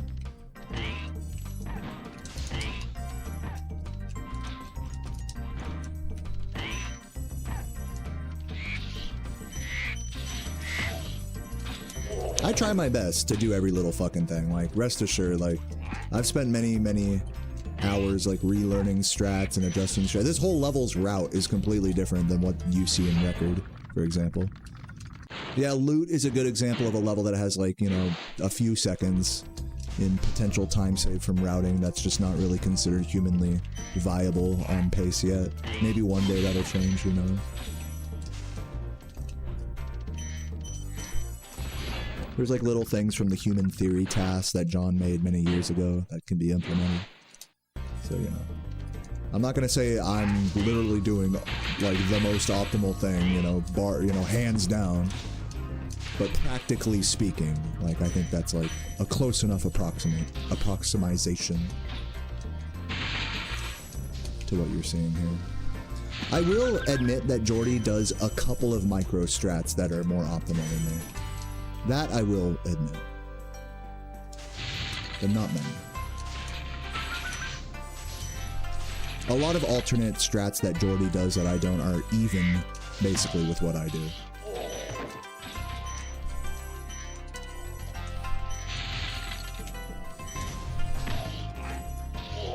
A lot of it just kind of comes down to preference in that way.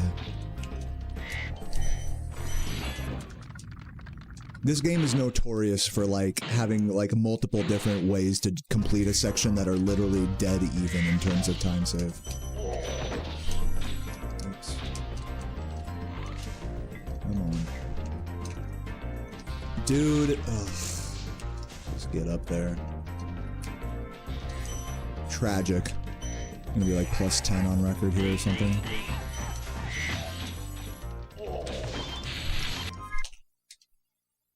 That's 12. I'll keep going for now.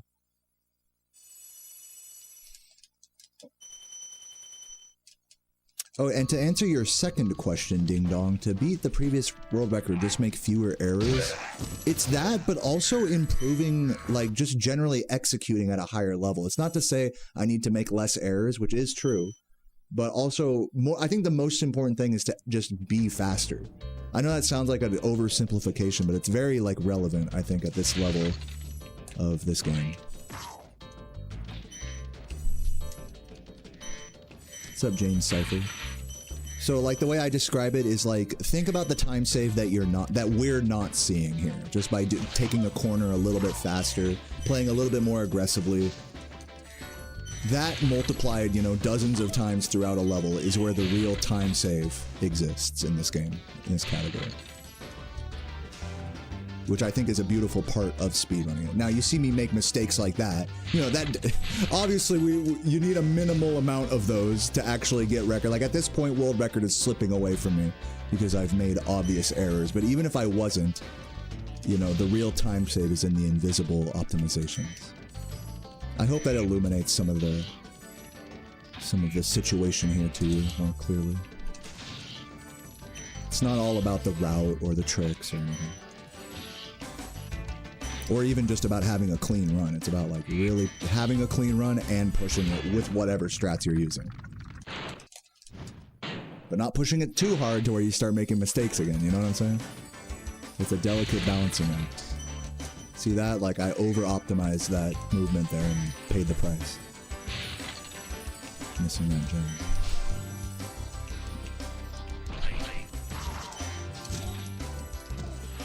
It's easy to want to boil things down to just, like, okay, either make mistakes or don't. And that's, like, all the time save there is. You know, or do this route or don't. And that's all the time save there is.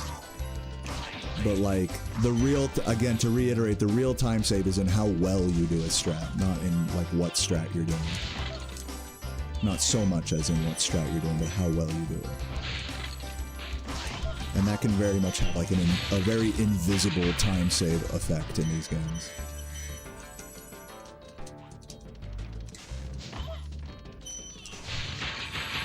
So yeah, that's by far the biggest factor in the world record progression in this game, is having just a higher level of play rather than trickier routes and stuff. But, you know, ideally those two things are, you know, progressing in unison, you know? Things are getting riskier and players are getting more aggressive in their movement and optimizing their movement. People just tend to think of the former and not the latter so much. And the latter is like the more important factor to time save in this game. What's up, Finn? Thanks for the good luck.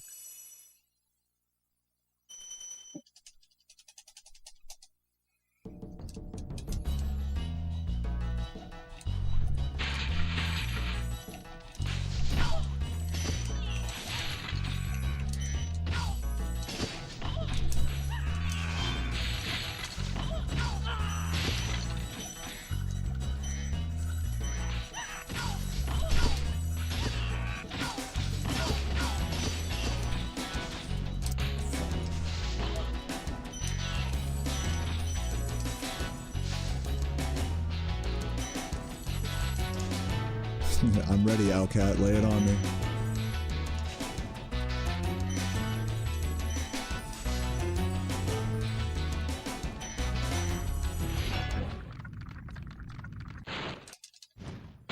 Why Spyro? Is there a personal connection to these games? Yes. I definitely do have a personal connection to these games. It's one of the first video games I ever played. So the nostalgia factor is definitely there. But I don't think I would have spent the amount of time on this game if it was just for nostalgia alone. I think I just genuinely believe that the mechanics are worth optimizing in this game. Like, it's just a fun game to get better at gradually. Like, and the fact that it has such an emotional, nostalgic connection to me is just a bonus. So it like really ticks every box in that way. The music's great, the aesthetics are great, the mechanics are great. The actual like physics and movement leave an open-ended like ceiling for human optimization. And I just like the game and have an emotional connection to it. So it's like literally, you see what I'm saying? How like every box is ticked for me there. It's not just one thing there. That's what's kept me coming back. And then on top of that, it's like I have this stream that's like super supportive and wants to see me keep playing it. So it's like I have like everything, I have literally every factor possibly afforded to me to encourage me to continue.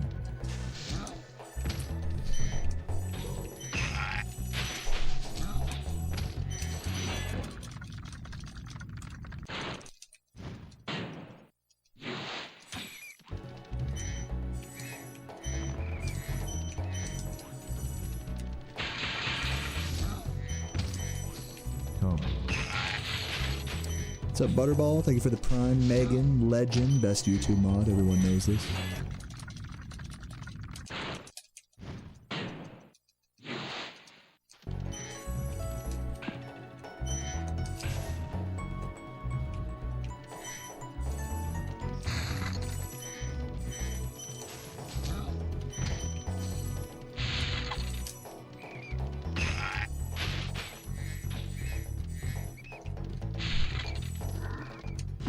Ever thought about speedrunning the remaster? I just got that question like a minute ago, and no, I'm not interested in speedrunning the remaster. It is an interesting speedrun, though. It's speed game, rather. There's some cool glitches in that game that don't exist in this game. But no, I'm not interested in playing it.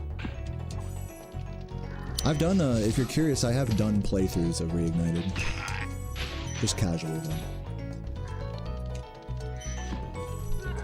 You can check those out on my YouTube if you're curious. I've also made a, if you want more like my thoughts on whether the games are good or bad or what they did better or worse, I also made a couple of videos talking about why Reignited is better than you think and why Reignited is worse than you think.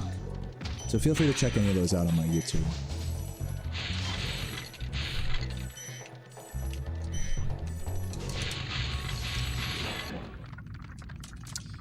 Yeah, you know, what happens, it's not necessarily stick drift, Donut, but what happens is the sticks just get gummy and they lose their cardinal directions.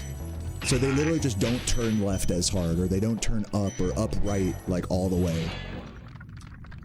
Which for a casual player you wouldn't even notice, but for me I definitely do. So I usually you know, put away controllers before they even get to a point where they're getting drift or anything like that. And also an interesting thing about PS2 controllers in particular, or PS1 and PS2 controllers, is that they have an analog button in the middle which turns them on and off. And one interesting function about that button is it resets the dead zone on the stick. So if you ever are experiencing stick drift playing this game, you can just press that button on and off and it usually fixes it. Not always, but usually fixes it. Something, kind of a cool feature you don't see on modern controllers. You know, this red button that no one ever presses. That's what you can do with it.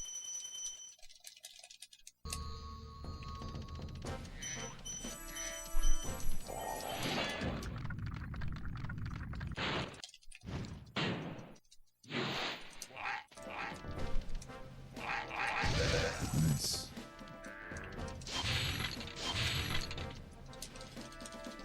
Does it bother me that Sparks is green? Yeah. Well, depending on where I'm at in the run, it could either mean nothing or it could have serious implications for how I approach a level. Just depends on where I'm green at. Some levels I'm supposed to take intentional damage, like on firework chests, so if I'm green Sparks, that really slows me down. But in other levels, it doesn't matter at all.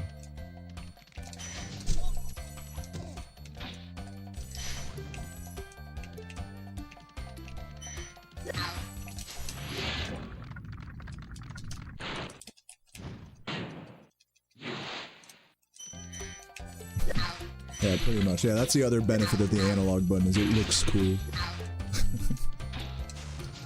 That's the main benefit, if we're being honest.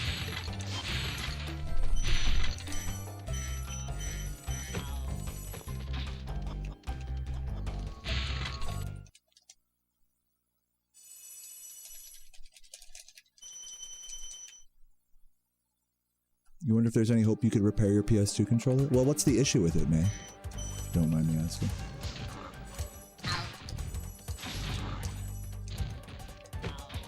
What's up, Poopy Pants?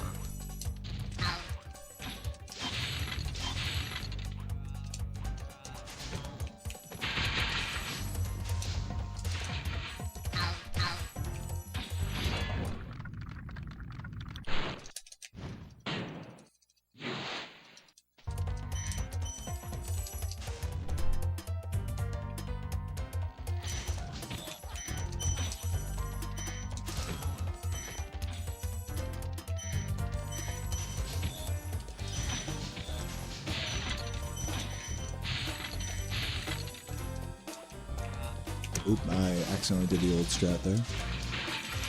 Gotta remind myself to do the new thing. That's cool. Oops. Should catch the low cycle here, just barely. We're fine. You severed the wire connecting the left analog stick, and then you stopped taking apart the shoes. That's a tough one to fix. I don't know how to splice wires. That would be the only way to fix that, I think.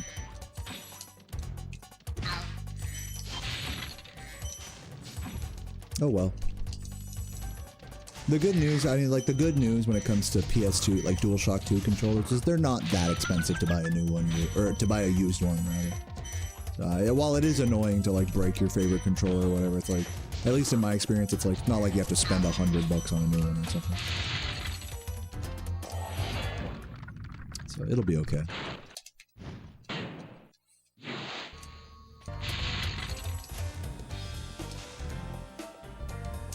And then it's like, if you have a broken controller, it's nice because then you could use it for like parts and stuff for other controllers. So, you know, could be more of a blessing in disguise, you know, who knows.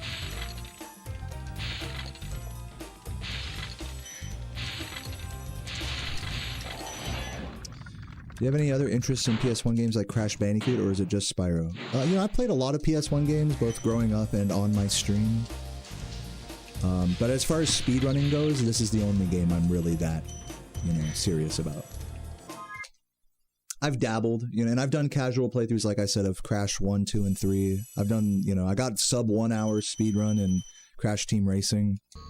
So I'm not like, you know, I don't like dislike these games or anything. It's just, I just happen to like this game more than any of the others by a long shot.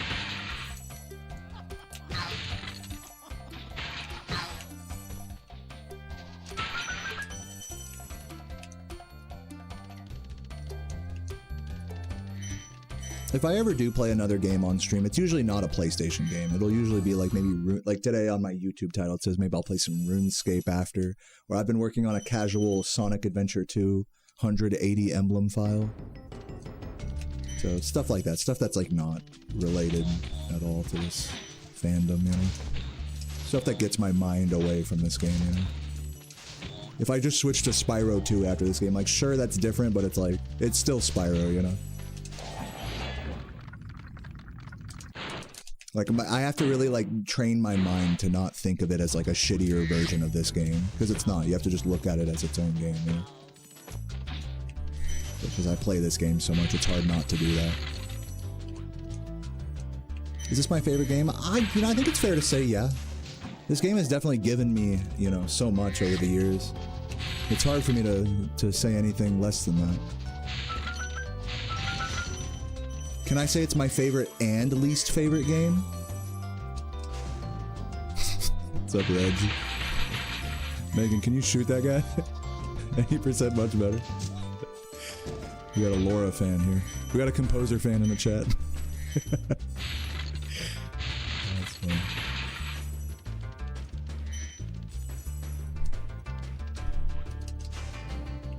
What do you guys think? What's you guys' favorite category in this game? We know what Reg's is.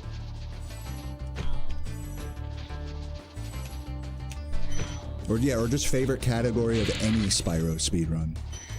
Yeah, we can extend into the other games here.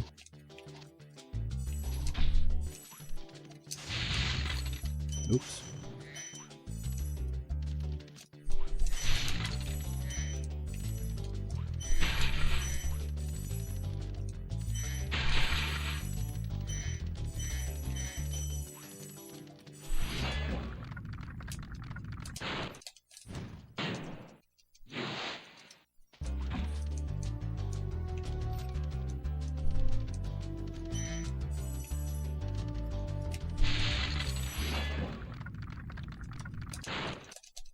.17. And from Elucidark, I believe that. Elucidark is a true 117% Chad. And I truly admire that. I would never, like, you know, people love to meme on 117, but like truly the people that have the grit to enjoy that category, that's like a special kind of discipline that you don't see in the other Spyro categories.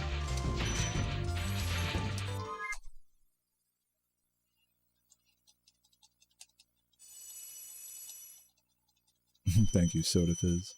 I'm seeing a lot of 120s in the chat. And a couple of any percents.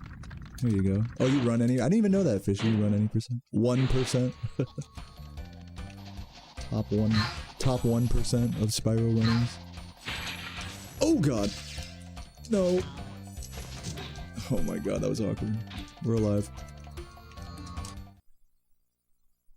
Yeah, the self-hatred. I mean, like to accept like that. There's so many, I mean, just when I played 117, speaking from my experience, it was like, the amount of like self-loathing like in that category is like so much greater than in any other Spyro run that I've played. At least any other, like, I've only really ever played the completion categories, so.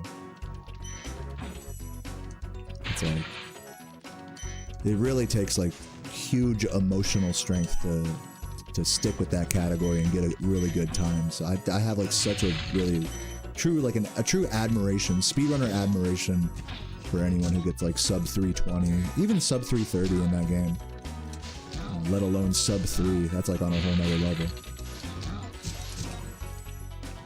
Like really sticking with it. It's truly a beautiful thing. Come on. Yeah, I'm not doing the exact optimal strat there, but good enough. Yo, Brian, thanks for the good luck. What was the question? What's your favorite Spyro, original trilogy Spyro category? Or maybe you like speedruns of the PS2 games or something else. Maybe you're one of those hipsters. Favorite Spyro speedrun category.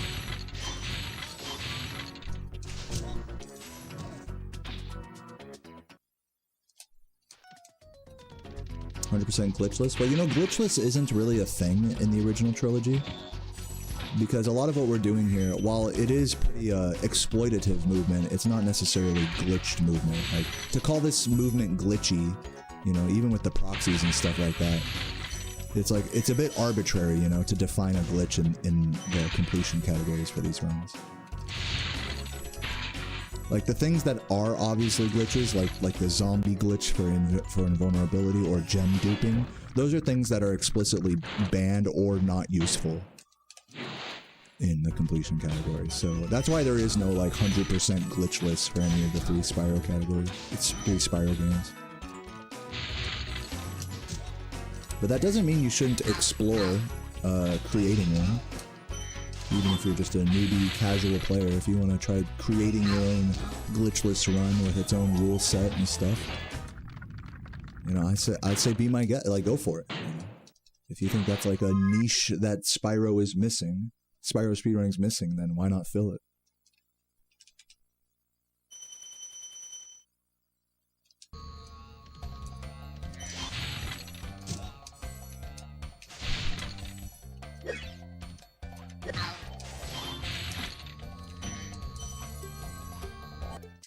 Green fuck in the chat. Don't let me forget that green spring chest.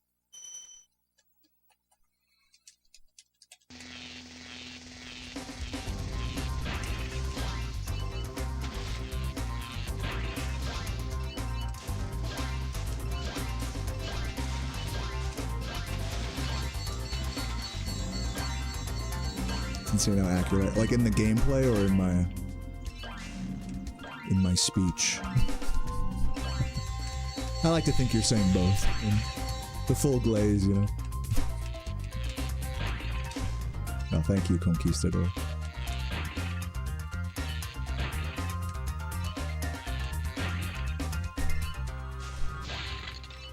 I'm gonna take both on that one.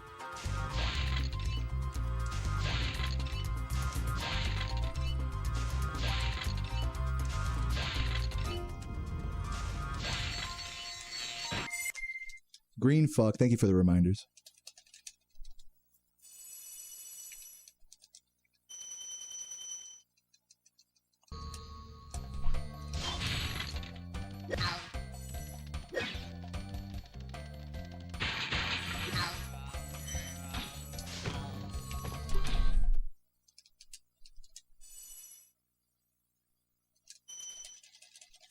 Pulling back ahead of the 120 splits, just barely.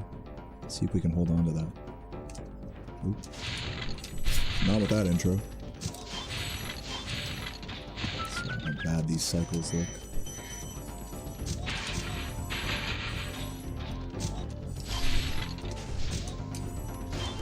Really? Really?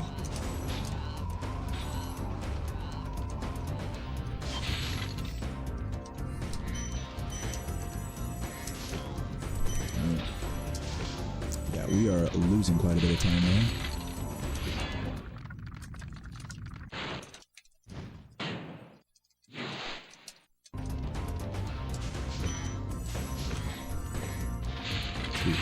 Unnecessarily wide turn though. Classic, like, you know, when you're on a run where you need blowhard to go well. Classic bad blowhard on a potentially good run. This level only goes bad on good runs. It's just one of those levels.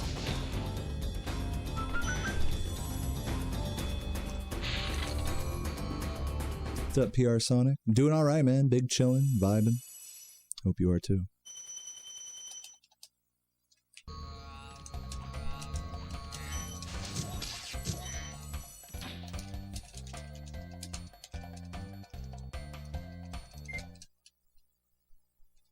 Still not that far behind the 120. 39.14 is not pretty, though. We would like to be sub 39 on good runs. That's alright.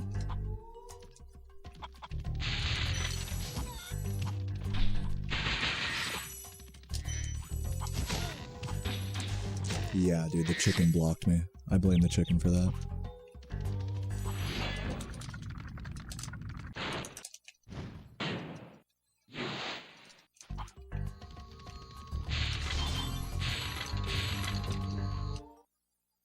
Tried to do the camera strat and got fucked there.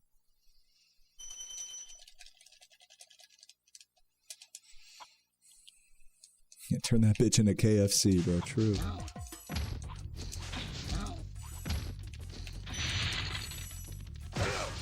This chicken's gonna be looking like spicy nuggets by the time I'm done.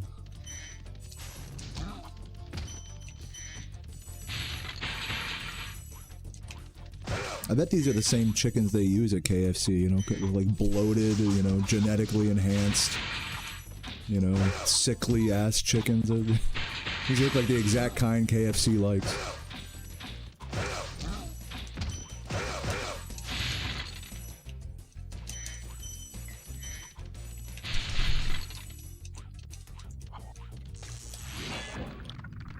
What's up, Santo? Thank you for the good luck.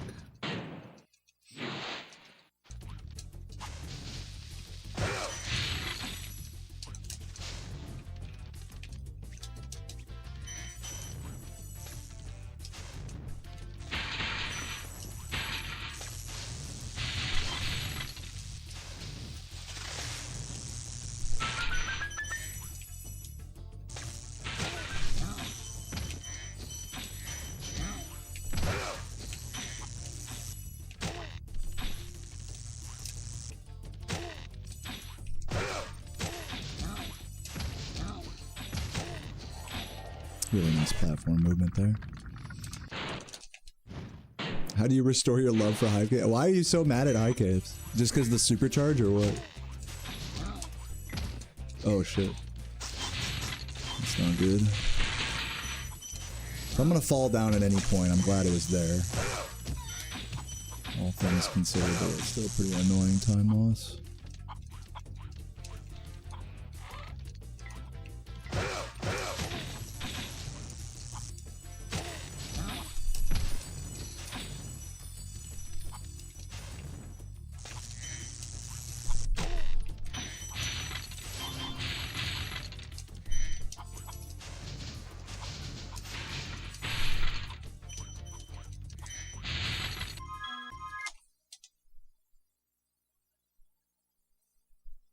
You hate the flame charges? Yeah.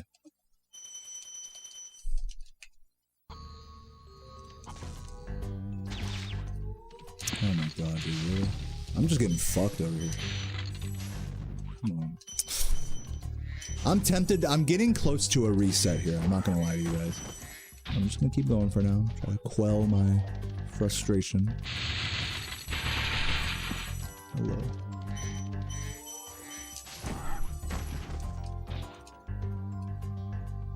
Still technically on 120 pace, so we're just going to keep that going. I think once I'm not 120 pace anymore, then I'm allowed to reset if I want. It's a good rule. Good rule for this one.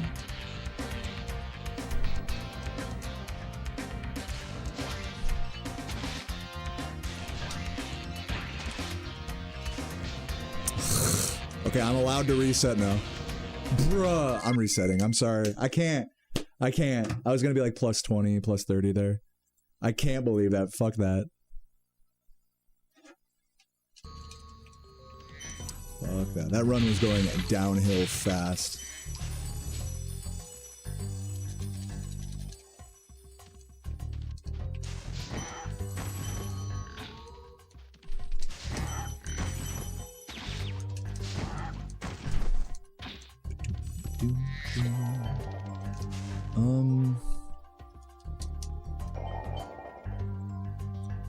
Trying to like remember how this works. You can like levitate off of this dragon. I'm just trying to remember how it works though. I think if you collect it and then do the glitch, then you'll like respawn on top of it. And then if you have the 99 life cheat, hold on, 1, 2, 3, 4, 5, 6, 7, whatever, how many that is. Okay. We'll see if this works or if this just creates a soft lock.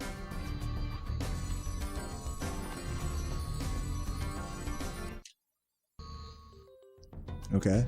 So yeah, so check this out. So since Spyro keeps respawning at the dragon here, every time I do this, he'll respawn a little higher up in the air.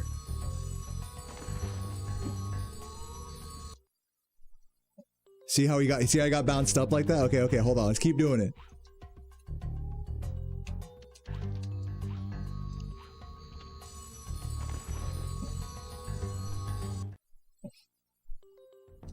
Land on the roof, land on the roof. Oh, the roof doesn't have collision, fuck. One more. We'll do a few more. And there's a funny ass glitch. Funny extension of this glitch. Where are we now? Land on the bog portal. Oh yeah, swag. I don't see that very often. You can see all the gems shimmering in the distance there.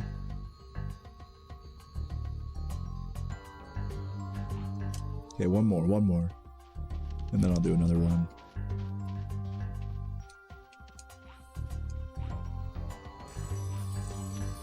Land on top of the treetops tree. Unfortunately, there's no collision on top of that. But I'll see where I can go. Okay, that's bog. Like, I'll try to go up to the top of it. Or you know what? Next time I'll try to land inside that. I think you can stand inside of those. I'll do it one more time and try to land inside of the little hut. Those little huts over there.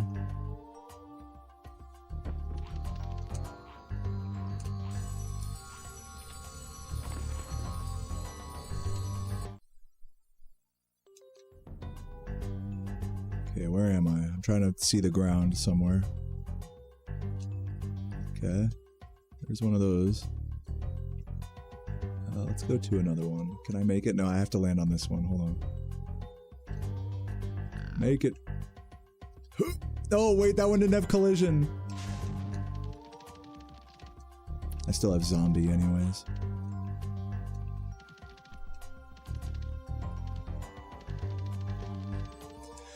Alright, well, I'm gonna just chill here in the water for a sec. And I will be right back. Do another run. Wow.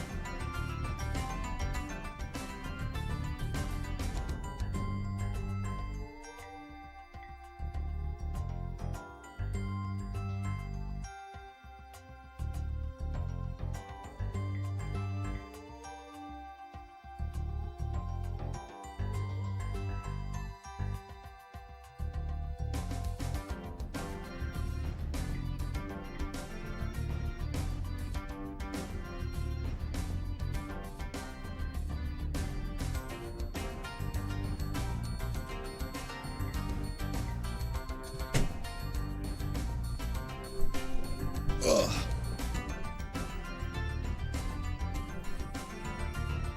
Dare I take off the shirt? Is it time? I'm a little warm. A little toasty.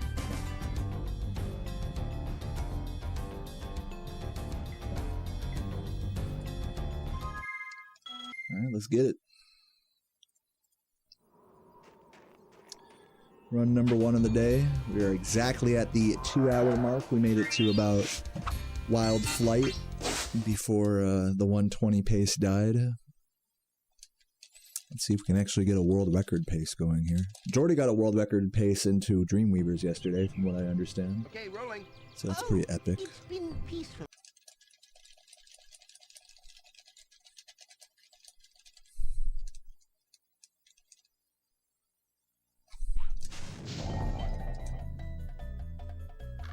Almost.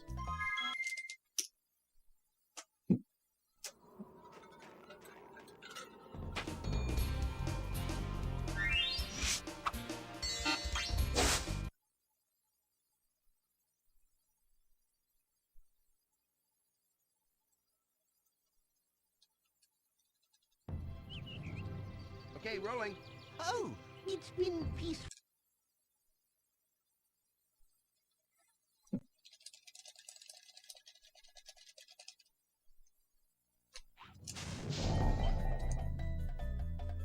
This should work. Yo, Mavrosa, thanks for the good luck.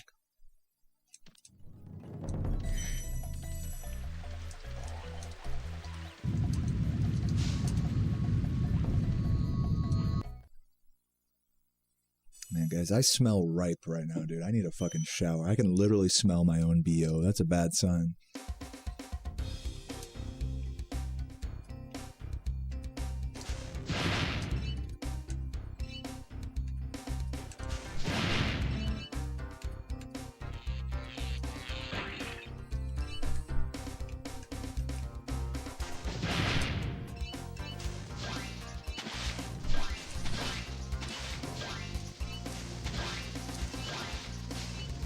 Bro.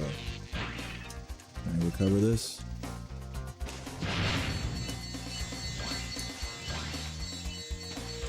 I'll take it. A few seconds lost, but we'll take it.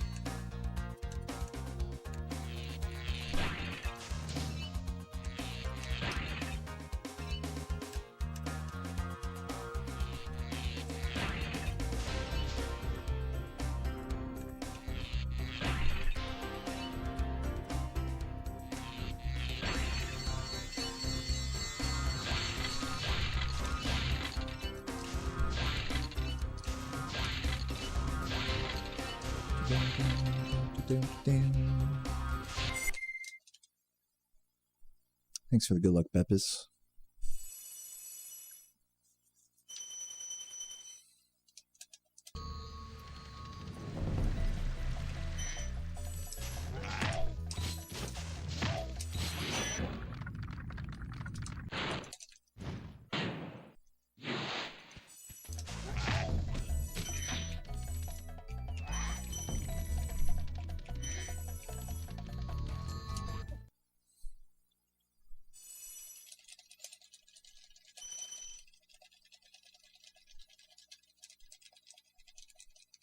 It's Beepus. What are you, his mom?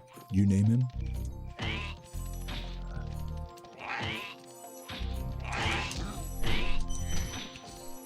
Oh, come on.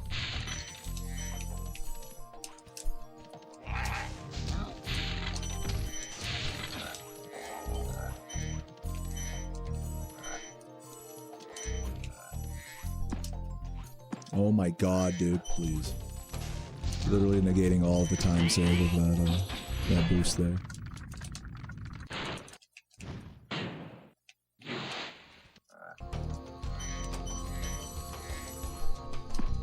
Bruh. I love bonking. Just get down there, bro. How hard can you, like, straddle a ledge like that? Just get down there. Goodness gracious, bro. Bad level. I'd kill a bald. Yeah, no, that's what people tell me. That's like kind of the subtext of that is that you don't like my crazy long curls. But that's fine. I will be the first to acknowledge that if I just shaved it all off, that would be more conventionally attractive. Like, society would find that more attractive than whatever the fuck I got going on. I will admit that. My hairstyle is absolutely goofy and silly, but I like that.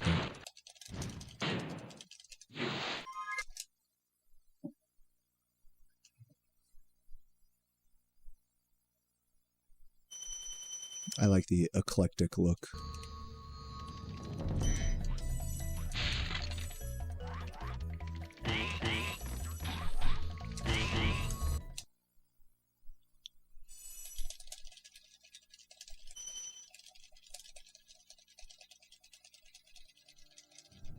What's up, Aegis? Thanks for the good luck.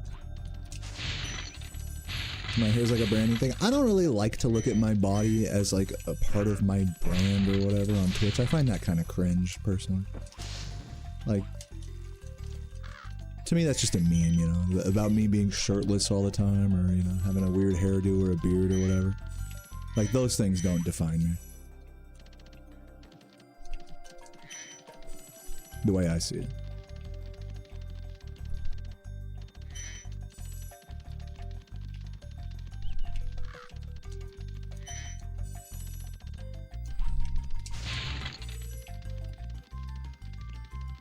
You know, at the same time, I'm glad those are things you guys have come to know me for in an oddly comforting way.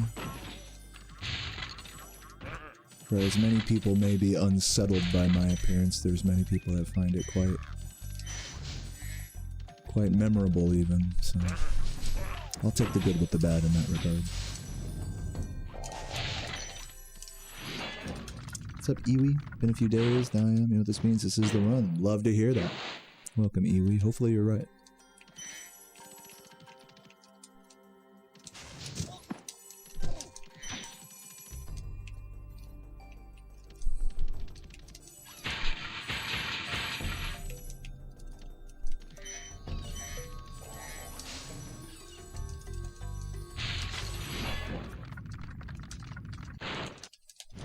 So we go like Aegis.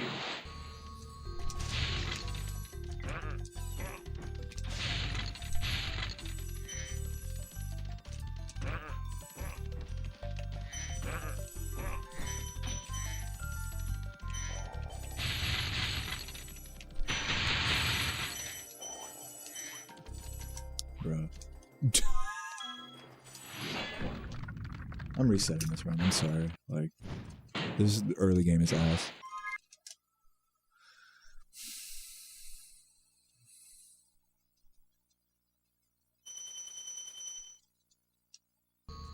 You don't think I'm disgusting? Dude, if you were in the room here with me, you might change that opinion.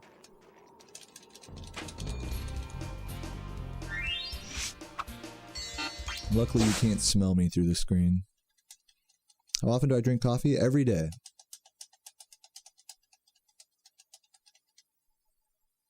I drink enough black coffee every day to reach the point where if I drank any more, I would give myself a headache. Is that healthy? Let me know in the chat. Any doctors?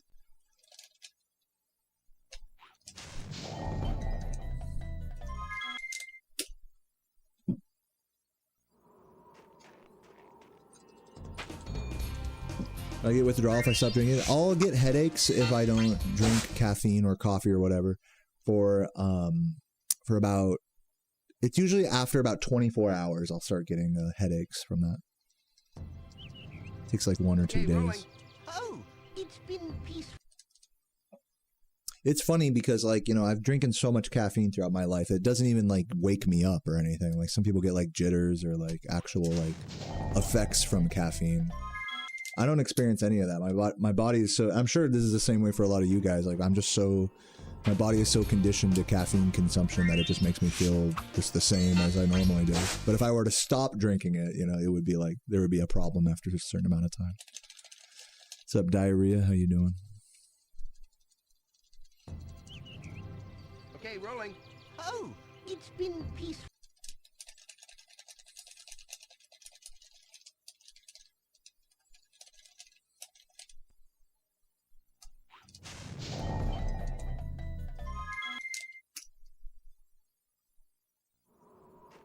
Yeah, pretty much same here, Smack. I mean, I just like the way black coffee tastes. Like, it kind of is like kind of my thing.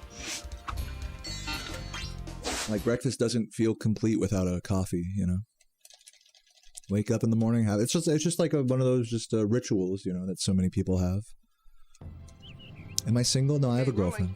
I've been with my girlfriend Sarah for about 3 years now. She's in the other room right now doing work / gaming.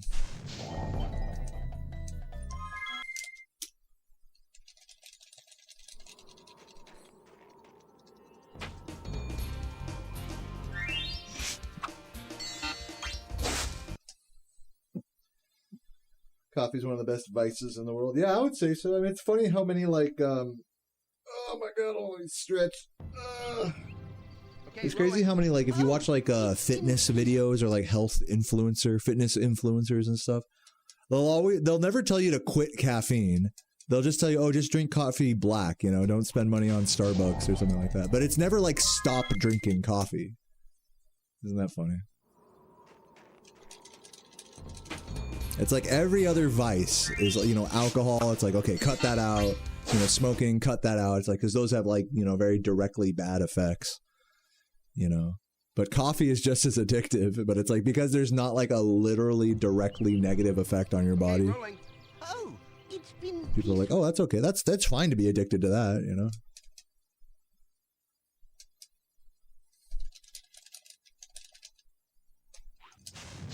Or, like, in other words, like, addiction is, like, fine so long as it's not having a negative impact on your life. Is kind of like the subtext there, you know.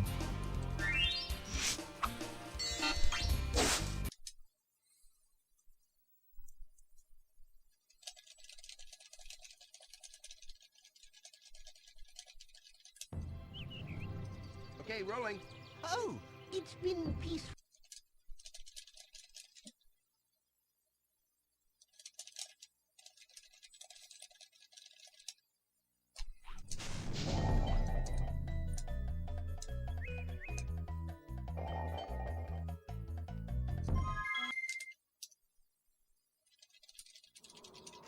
No, yeah, and you go somewhere like Starbucks, you can't even just order the drip coffee there because it's just been sitting in the fucking, you know, Starbucks is a place that people go for sugary drinks. So if you order a black coffee at Starbucks, you're going to get something that's been, like, sitting on the burner for, like, hours. So it just is going to taste like fucking burnt cardboard shit, basically. So, unless they make you a brand new pot, you have to order an Americano. If you like black coffee like me at a place like that, you have to literally order water, which is literally watered down espresso, because that they're more used to making, like, fresh, you know. It's just funny how, like, that works. Go to a coffee shop, but don't go to the wrong coffee shop because they'll have bad coffee there, like, you know. No, and then okay, let's flip the script now. Let's say you go to a really nice, like, artisan, you know, locally owned, fucking hipsters wearing, like, you know, leather aprons and dick piercings and stuff. Like, say you go to one of those. I mean, they have plenty of those out here in Richmond, I'll tell you that much. And their version of good coffee is, like, so like, the roast is so dark and thick that it's like I still have to water it down. It's like, fuck, dude. It's like, god damn, dude. It's like genuinely so hard to just get a smooth, light black coffee out and about in the world.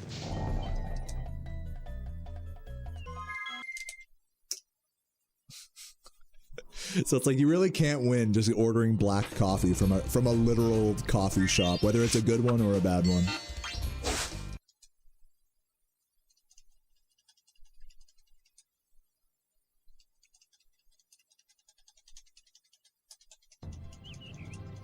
Okay, rolling. Oh, At least for my taste. Yeah, thank you for the raid though, Colty. Hope you had a good stream, man.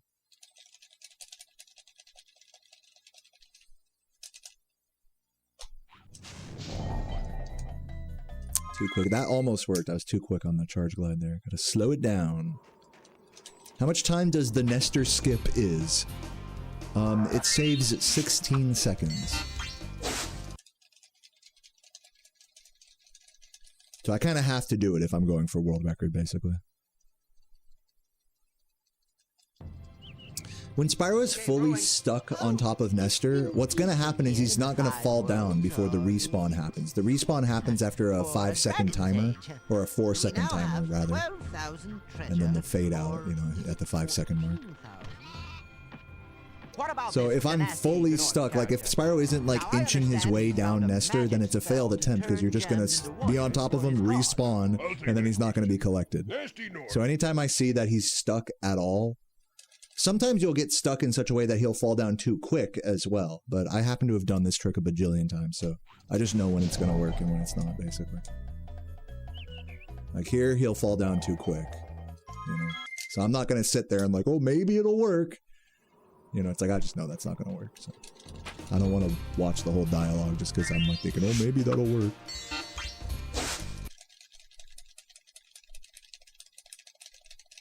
Oh yeah, you're still talking about the hair thing, well, Mojo.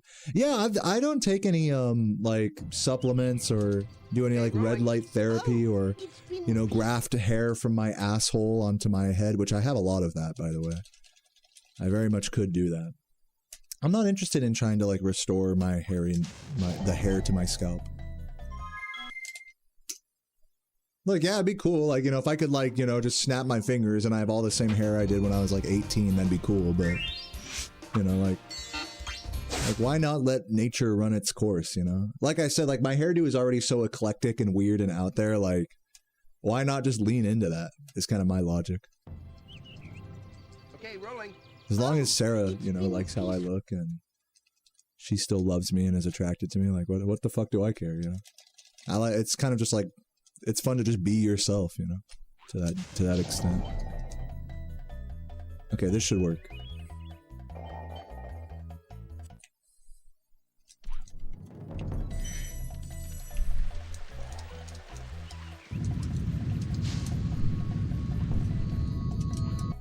Yo, Michael, thanks for the good luck.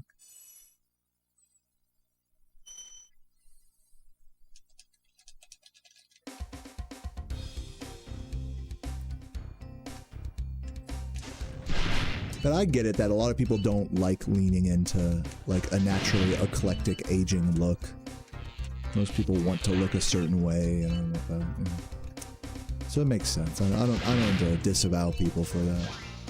So I should say I feel blessed that I, you know, embrace looking like a wacky, mad scientist, homeless John Lennon looking ass. It's fun. It's fun for me. Where it's probably like the end of the world for someone else.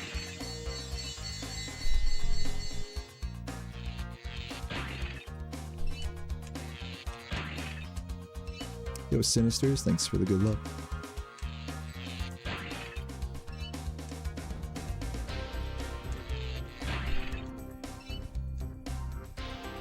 I play on a PS2.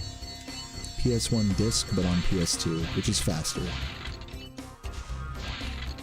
For more info, exclamation point setup in the chat.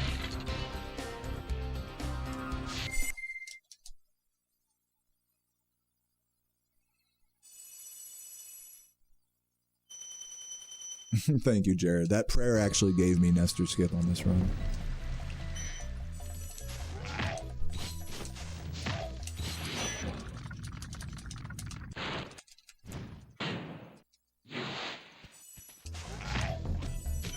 Following that logic, shouldn't I be playing on PS3? You know, like, I like where your logic is going. Unfortunately, the way modern gaming works is that the newer the console is, the more shitty they make backwards compatibility. So in a PS2, there's actual PS1 hardware inside of it, and it actually reads the disc with a laser, which PS3 era and beyond does not. It literally just plays an emulated version of the game on any console from PS3 onward. So basically playing on PS3 or 4 or 5 is equivalent to playing on a bad emulator. So you might as well just play on a good emulator on PC at that point. But I wish it was, like, I wish it did follow the logic that you stated, that, like, well, the newest console should technically play all of the PlayStation games the best, right? Like, that makes sense. But unfortunately, reality is not so.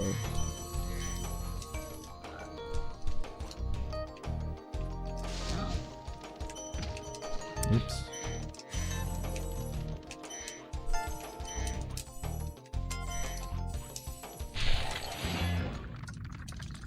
Well, PS2 is faster than emulator because of something called fast disk speed.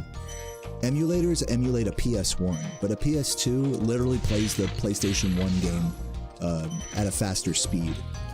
Therefore, the load times are better. In some games, not all of them, but this one, it is. Now, whether that's, you know, in the spirit of cheating or speedrunning or not is up for you to decide. Some people have quite strong opinions that, like, allowing fast disk speed on PS2 but not allowing virtual or whatever the duck station like emulator speed up, you know, like that's an arbitrary distinction just because one is official hardware and the other isn't. So wherever you fall on that is, you know, understandable, I'll say. But that is what it is.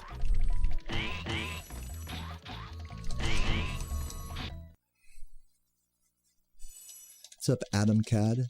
Any percent anytime soon? Nope. Just sticking with 120 for the prolonged future. Speedrunning on emulator is allowed, but there's only certain emulators that are allowed with certain settings that you can see on the rules section of the leaderboard at speedrun.com/Spyro1. But yes, emulator is allowed. Just make sure you check the rules on that. You can't just use any old emulator. You have to like follow the rules there.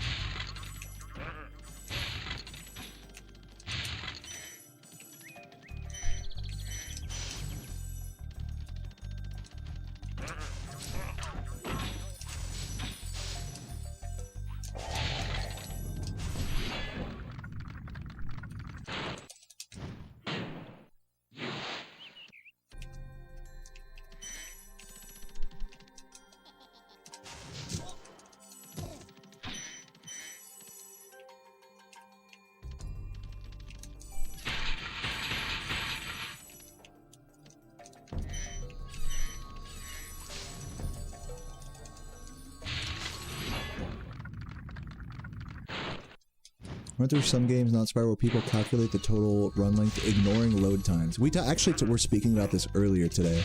But yes, some games will load adjust your time based on either the platform or on the in-game timer, which some games do tell you your total in-game time at the end of a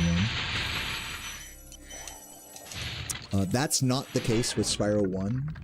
What we opt to do instead as an organizational, you know, choice, called an artistic choice on the leaderboards, is put everyone on every platform together on the same board and allow you to organize that board by platform. You can click a drop-down menu that separates every time by platform. So you can see who has the emulator record, who has the, you know, PS2 record. But if you don't organize by that, then it just puts them all together on the same leaderboard, you know, with whoever has the fastest time being at the top.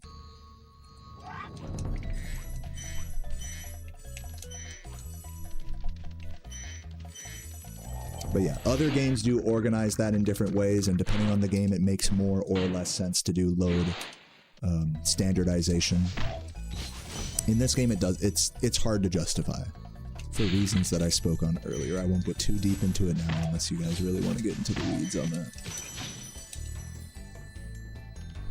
But essentially the TLDR is every game is different in this regard. Yeah, no problem, Iwi.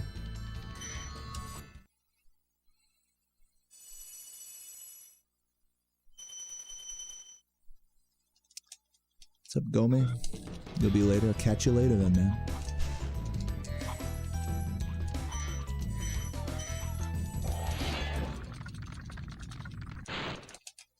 Happy to hear more details? Well, give me just a sec here.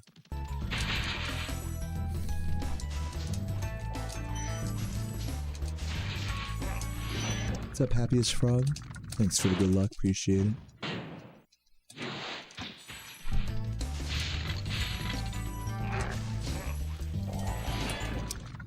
So the reason why load standardization isn't a thing in this game even though you could do it, is that it's not 100% accurate. That is, like, depending on whether your disk is in good condition or not, or whether you're using one emulator or another, the actual load standardization time that you would take away from each platform, it may not be 100% accurate to what actually happened in that person's run, due to hardware and, you know, different differences like that.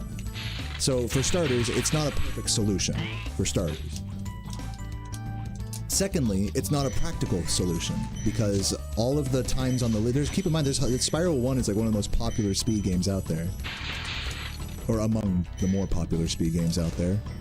So you're talking about having to retime and load adjust like hundreds of runs right now, you know, to implement something like that. So without a huge community push, it's just simply not happening. And thirdly, the way the leaderboards are organized right there make it so that even without load standardization, you can still compare to similar platforms and see who has the better time on a given platform. So it's not even necessary with that in mind. Those are just 3 of the main reasons why load standardization hasn't been implemented in this game. Now, with all that said, there are people that are fighting for load standardization, that believe it should be a thing. And, you know, they have their reasons, and, you know, the other side has their reasons, and at the end of the day, there's no perfect solution, really. There's no, like, perfect answer to this. But that's why we don't have load standardization currently.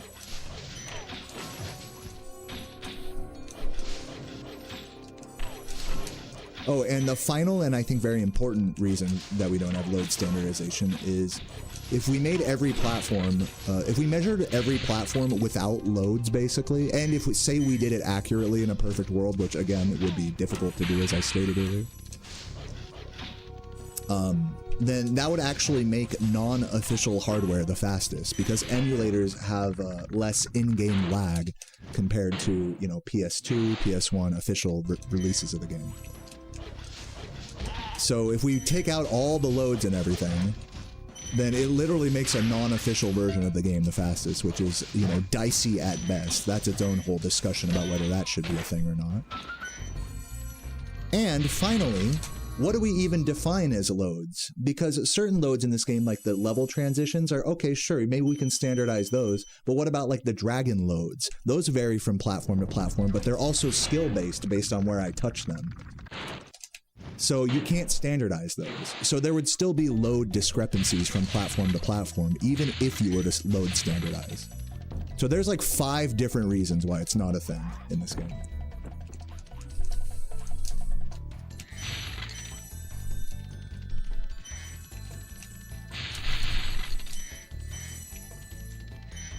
So there you go. There's the whole fucking nerdy rant for you. Am I into sports? No, not really. What about you? Big game going on tonight or what?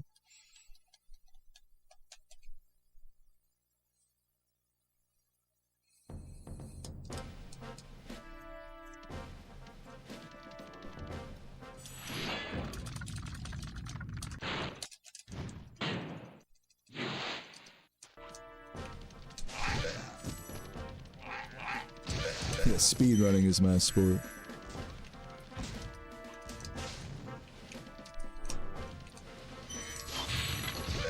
I'll be doing mental gymnastics every day.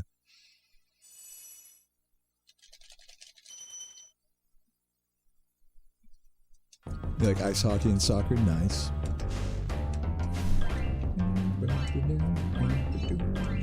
I like going to like, if a friend ever invites me to like a baseball game or a hockey game, I like hanging out, like, you know, in the nosebleeds and walking around the stadium and eating overpriced food and beer and stuff and hyping up. Went to like an Angels game once, it was cool. So even as a non-sports fan, it's fun to participate in the culture of sports fans. When you go to a bar when there's a big game going on, everyone's all fucking loud and belligerent and stuff, hyping up. Or someone's house for like a Super Bowl thing. So I'm into that. I'm definitely wouldn't I'm not too pretentious for any of that.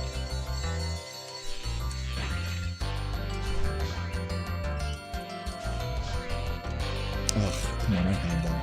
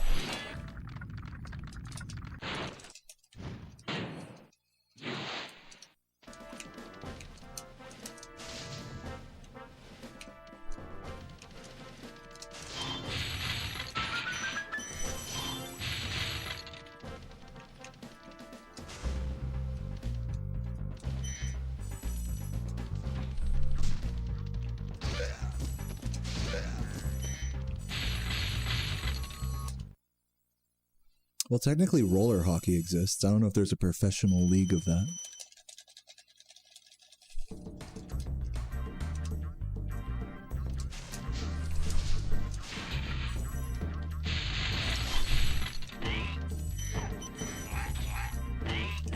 What's up, Diego? How you doing?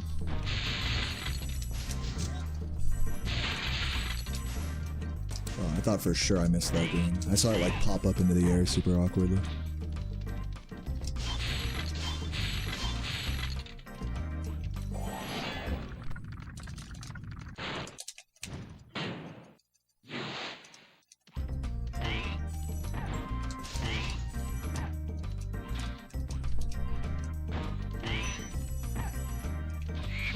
Yeah, it makes sense. Makes sense. Yeah, you could definitely just say hockey. People will know what you're saying. It's not like people say touch football, you know, as opposed to flag football.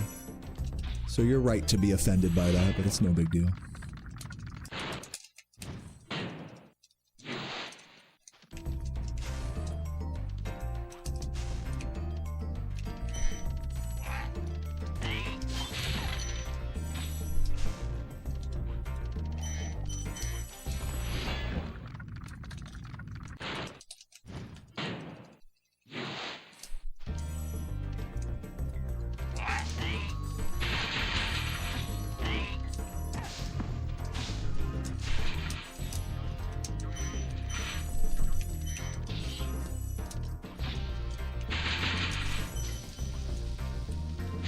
What's up, Jack Carey? How you doing? Get this green here.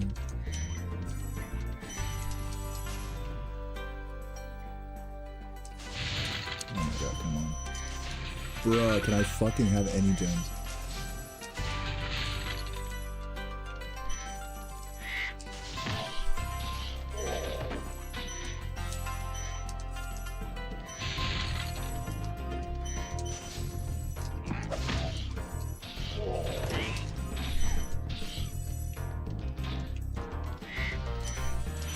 Not clean.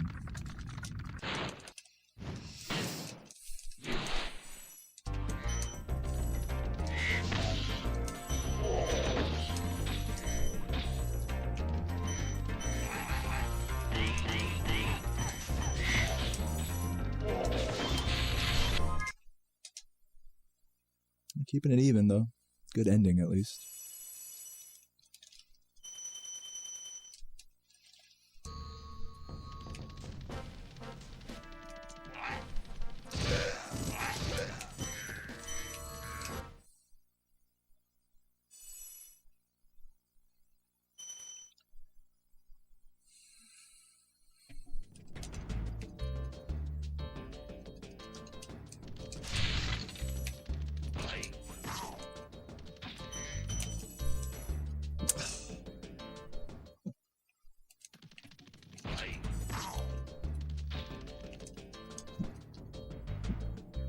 It's a reset, looks like. Alright, just give it to me once. There we go. Do that once more.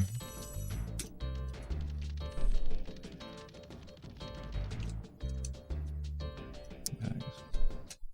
Guess I just suck at that now.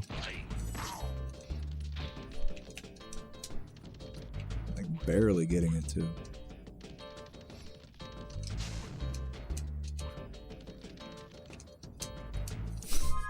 Yeah, I'm done going for that strat today.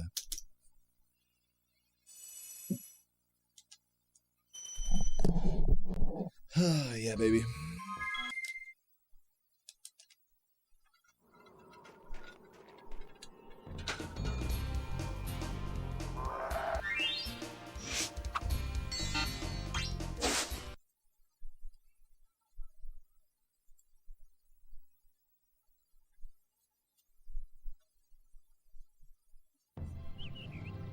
Okay, rolling.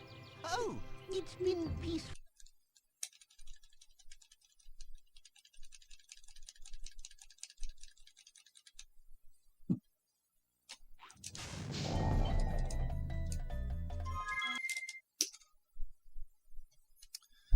I'm getting to a point where I don't really care about playing good anymore.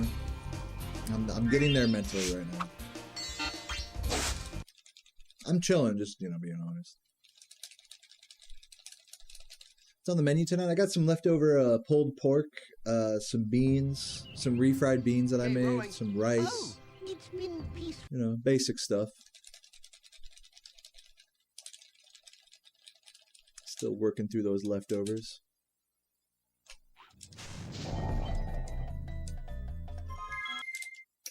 I think humans will ever get sub 1 hour 19 minutes in this category. I think they could. I think it's humanly possible. Well, do I think it's going to happen? Not soon.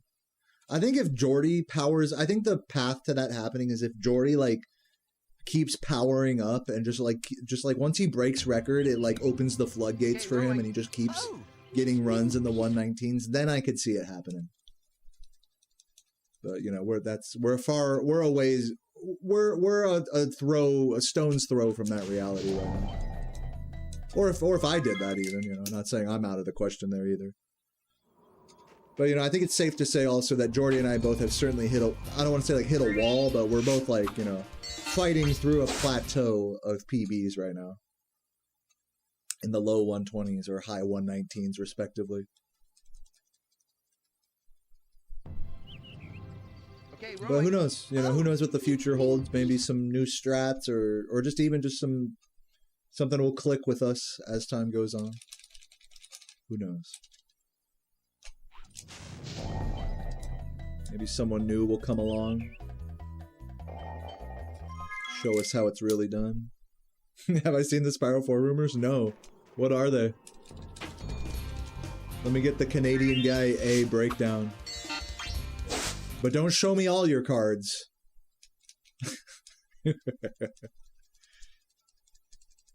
Don't burn any bridges now. Okay, rolling. Oh, it's been peaceful.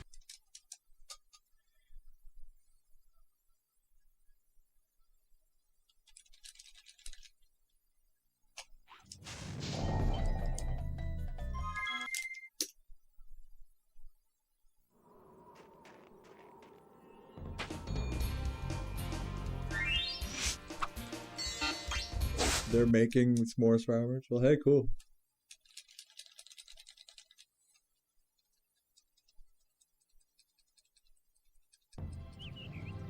Okay, rolling.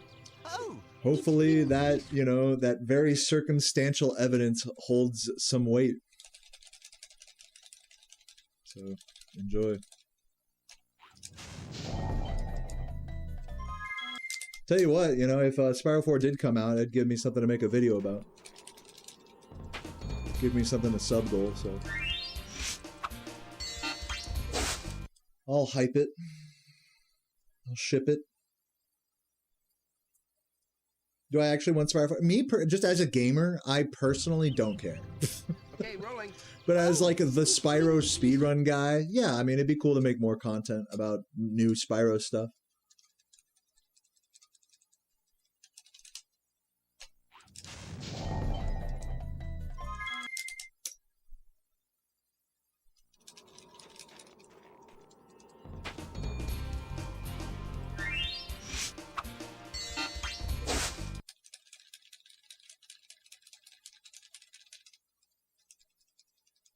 I'm more excited for the modding scene for the Spyro 1.5 that recently got revealed. To me, that's way more exciting than any, like, you know, Spyro 4 rumors. But they're both cool. Hey, I mean, hopefully both of those things come to fruition, you know what I'm saying?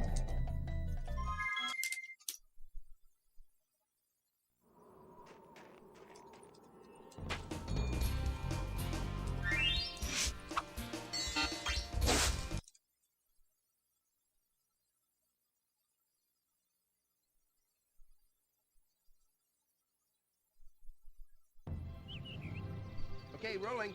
oh, it's been peaceful.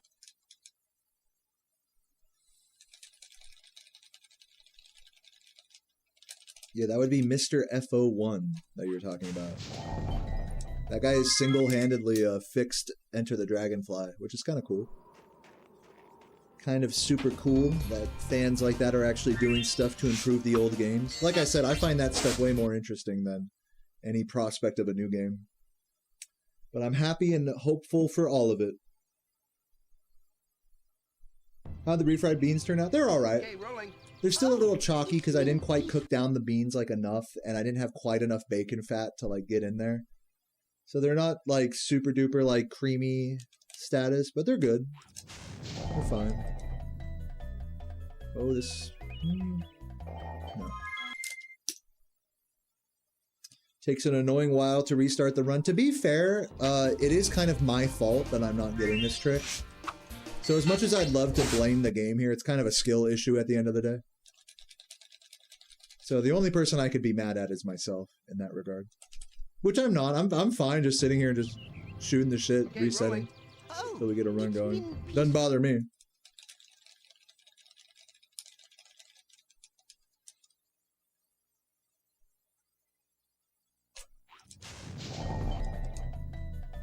Ooh, close. These are close attempts, though.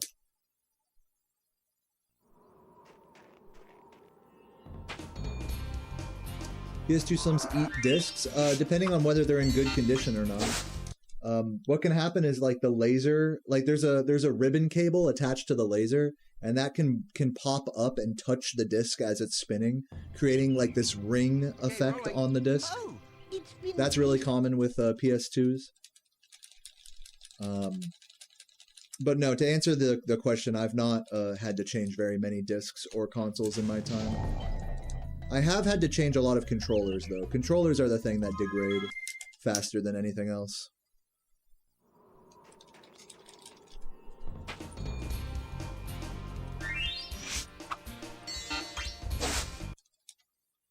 Oh, you think the whole, like, reset process, like, is annoying? Like, the game start, like, all that?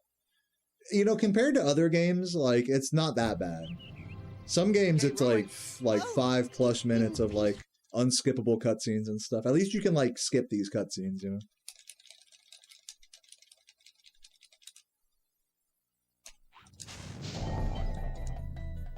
Oh man, just give me the trick, dude. Yeah, no, it'll be like 5-10 minutes of unskippable cutscenes, then like an entire like tutorial like section, and then more unskippable cutscenes.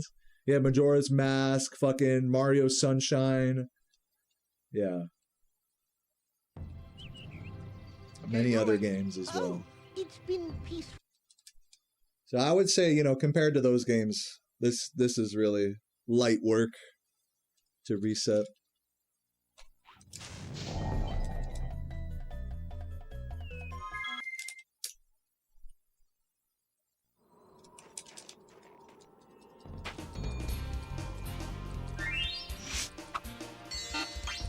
Welcome, Kevin Erickson. Hope you're having a good day today, man. Welcome, welcome.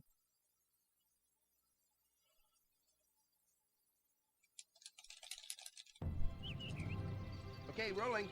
Oh, it's been peaceful.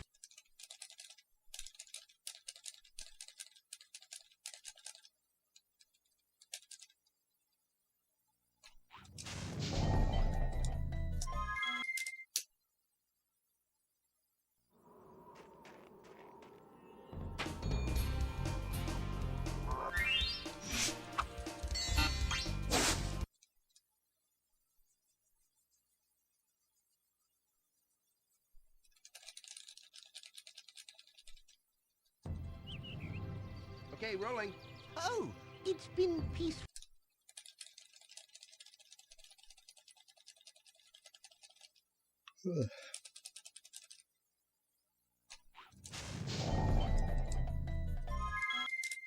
Man, this is mind-numbing.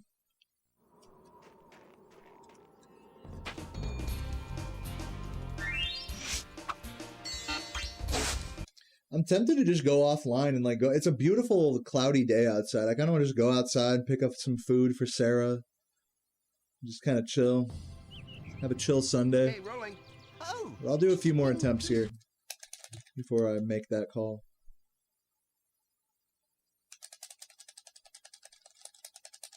Yeah, go touch some grass. That'd be nice.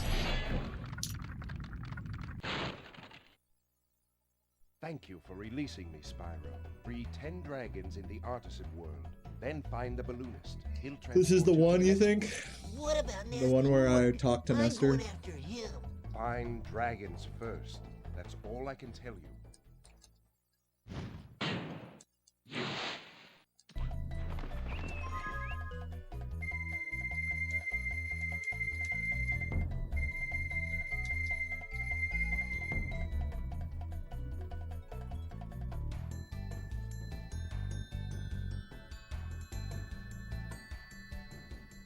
You guys don't see that, do you? Like, you can see, like, the scan lines.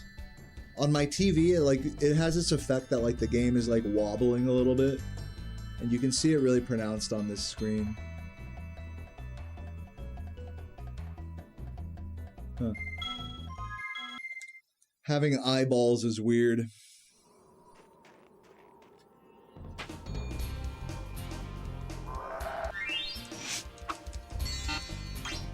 Can I get world record at this point without Nestor skip? Probably not, but technically yes. Technically it's possible. But in all reality, no.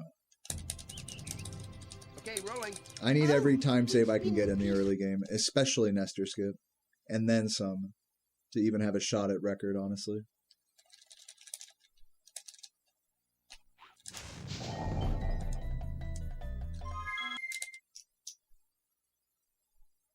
Oh, you don't like the high-pitched ring from CRTs? I don't mind it at all. I find it to be quite, what's the word? Endearing.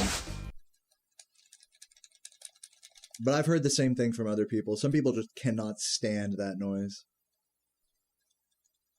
But I like it. It adds to the ambiance of it. Oh, for it's me. been peaceful.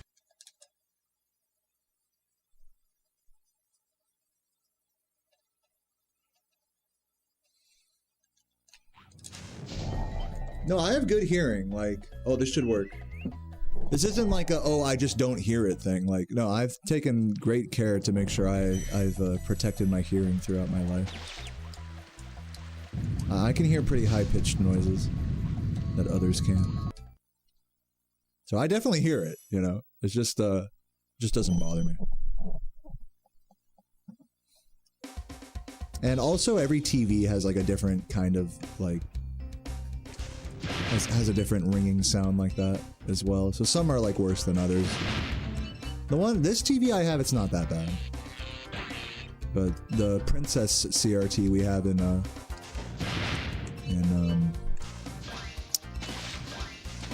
bedroom is like way louder with that ringing sound. Like to the point where it is like kind of annoying. So I totally get it.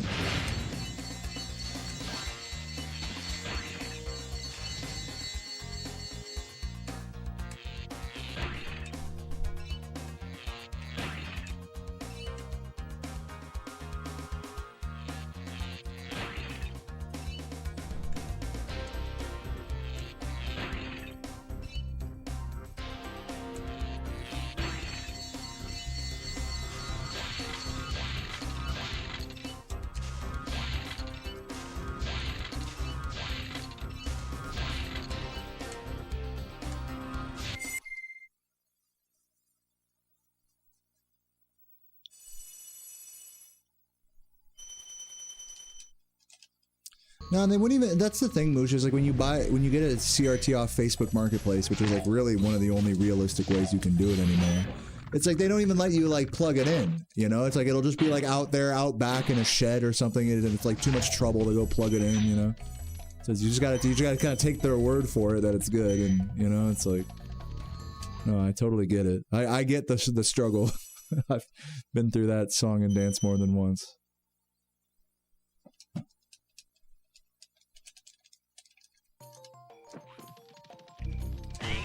Oops. Needed that frog.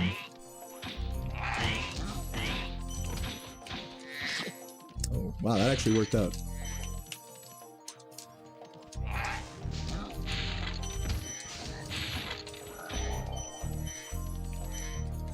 The frogs are trying to troll me here, but they're actually helping me. Rare frog W. Oh, come on, dude.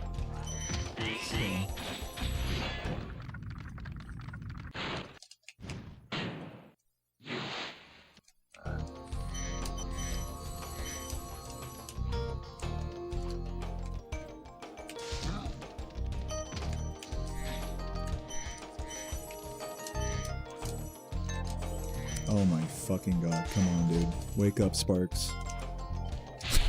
So bad. What's up, Gomezolo? Just came back from an opera. Oh my god. Hope you enjoyed the opera.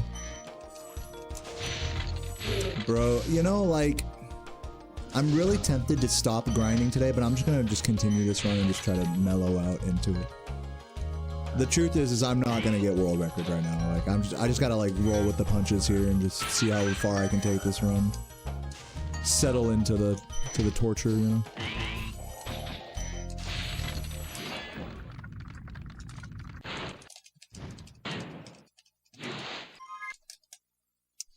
You were operating a camera and your leg is sore from sitting in a bad position, and you're gonna do some workout and go to sleep. Dude, good luck on that. Thank you for the update, and I hope you have an excellent evening, Gomezolo.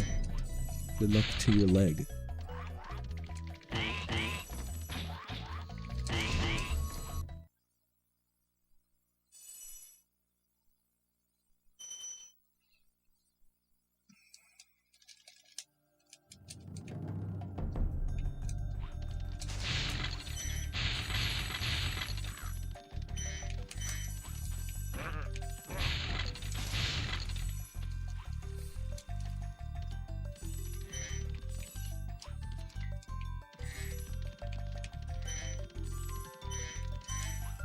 You stand up, you're gonna just bug. Like, dude, when you fucking sit on the toilet for too long, just looking at your phone or whatever, and then you get up and you have to like lean up against the wall for like a minute so that you don't just like literally fall over.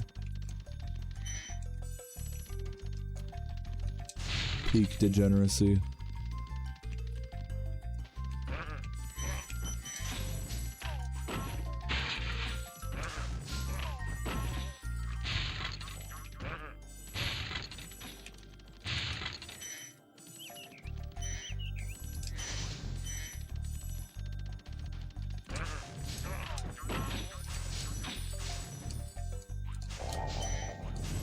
Bruh, fucking hit it, man.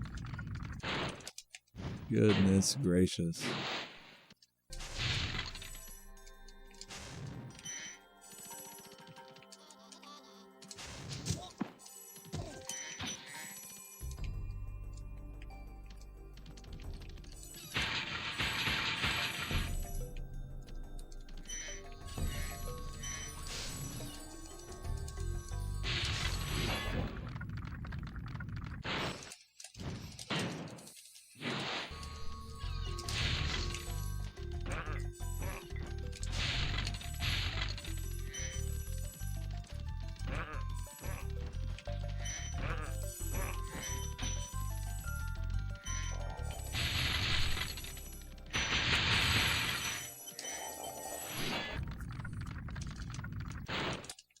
Yeah, the way the yell works in Dark Hollow is there's no rhyme or reason to it. You just have to, like, hopefully not be standing in the wrong spot as they're walking towards you, basically. And there is, like, a little bit of a RNG element to it. Sometimes they should yell at you and they don't. But you can help minimize it by not being as close to them in the hallway before them. Before they turn around. So you can, like, avoid it. It's just you have to be careful. You have to really have a sense for where they are on their cycle in order to slow down properly to avoid it. So it is avoidable, but it is also just like RNG as well.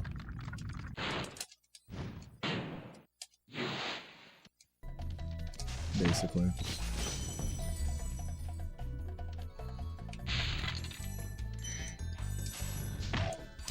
The first route I ever learned of this game actually went into that area of Dark Hollow first. You know, rather than go out of bounds and go from underneath. And so you would always have a risk, you'd always run the risk of the first guy, you know, roaring at you. And the first, like, Spyro speedrun streamer I, like, really watched a lot, Chris LBC, I would watch him reset over and over and over to that guy roaring at him.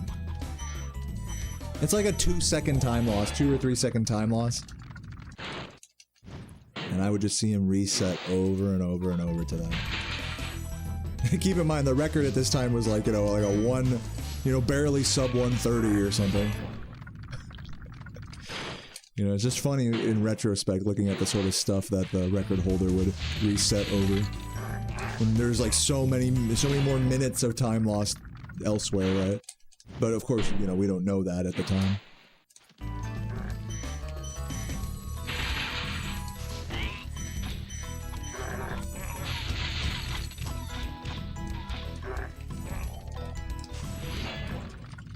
Yeah, it's like the early game perfectionist mentality. I mean, it's a very real thing. The early game reset vortex is a very real phenomenon in speedrunning. You have to like actively try to not reset over every little thing at the start of your run. No matter how good you are, you know?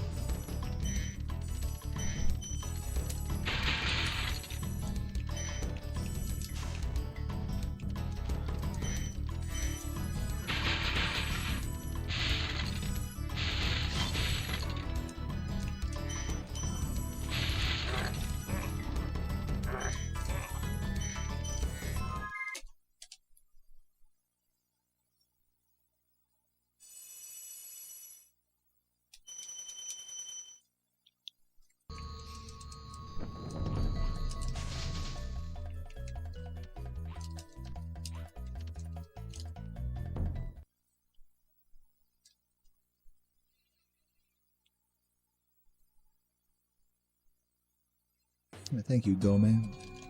You too, man.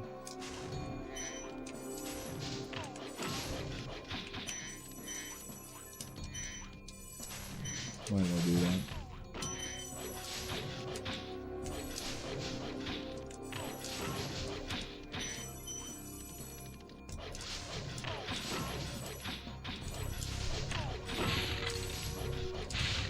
Oops.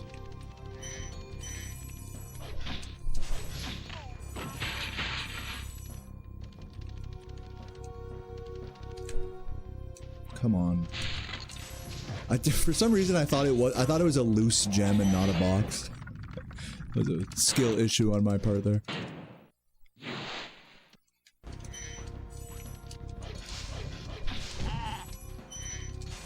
Stoner memory issue there.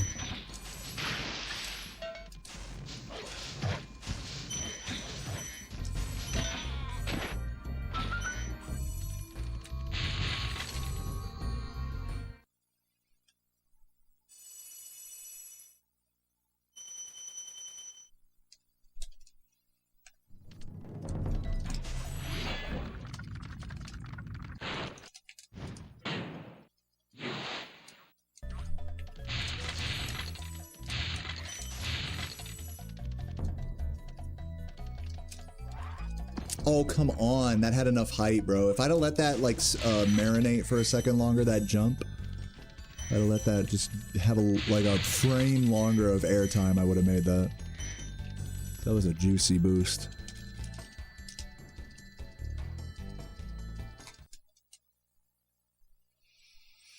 Whatever. I gotta just keep it going. For where my head's at right now, I just gotta keep pushing, you know? Can't be all, like, fucking hardcore world record pilled at this point.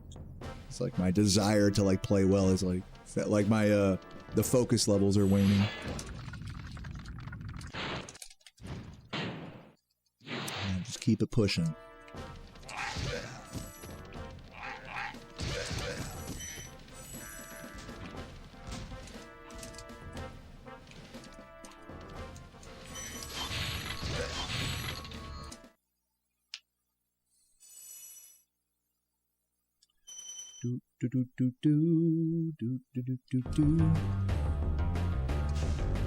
I should run ads like on the flight levels. I'm gonna hit the ad button right now. Oh, yeah, mid-flight level. Boom. I should have done the 1 minute ad instead of the minute 31.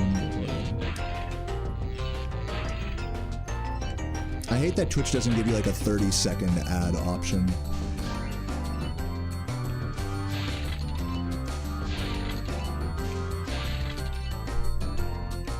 Or maybe it does and I just don't realize.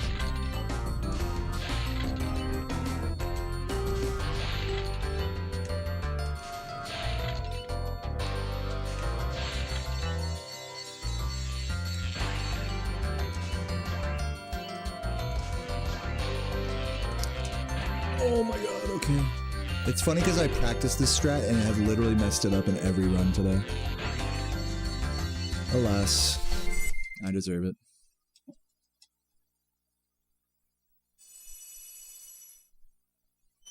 Alright, a minute 30 is literally perfect for flight levels. I gotta get in the habit of doing that. Just hit the run add button every time I go into a flight level.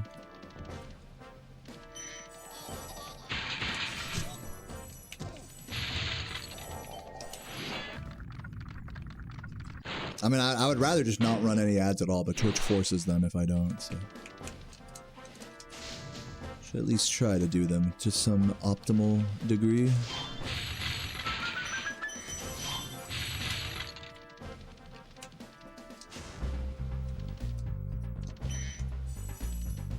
What's up, Waxy? How you doing?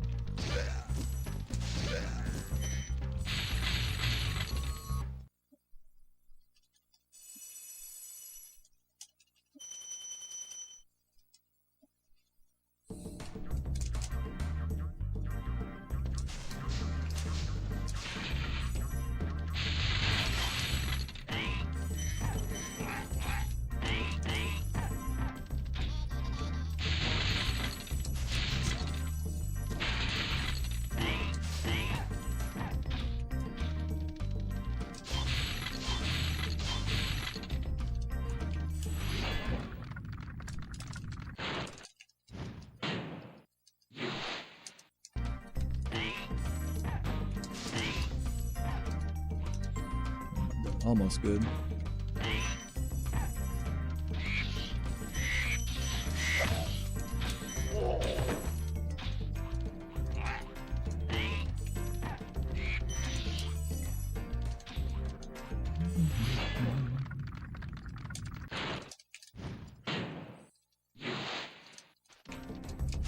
Oops. Well, thanks for watching, no matter how you do, Bob. Oh my god, dude. Come on. Less slop, please. Yeah, no, always go mezzo. Always, it's like that. When you casually do a flight level, it's like, it's always down to the last fucking second. No, man. Oh. That's so painful. Technically, I guess I could just finish it up from here. It shouldn't be that bad of a time loss. Let's see.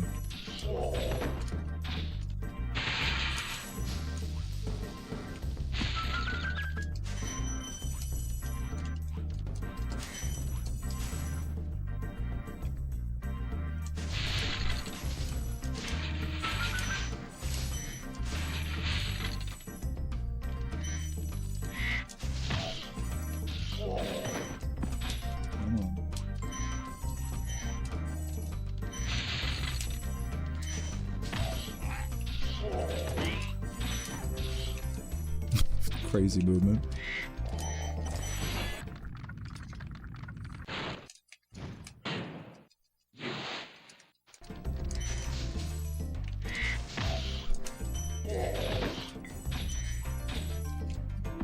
Oh my god, let's just fucking bonk over here. Come on. It's like right when a section is almost good, it's like just some like just a little kiss from the game, you know, some bullshit. Alright, well. I'm gonna continue. For now.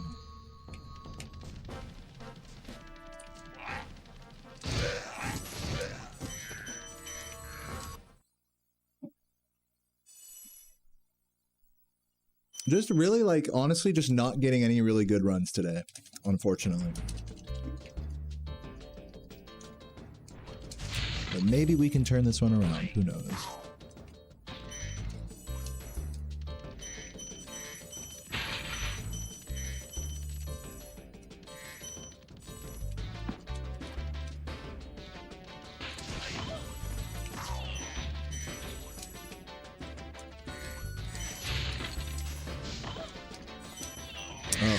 Green fuck in the chat. Don't let me forget that one when I come back. Come on.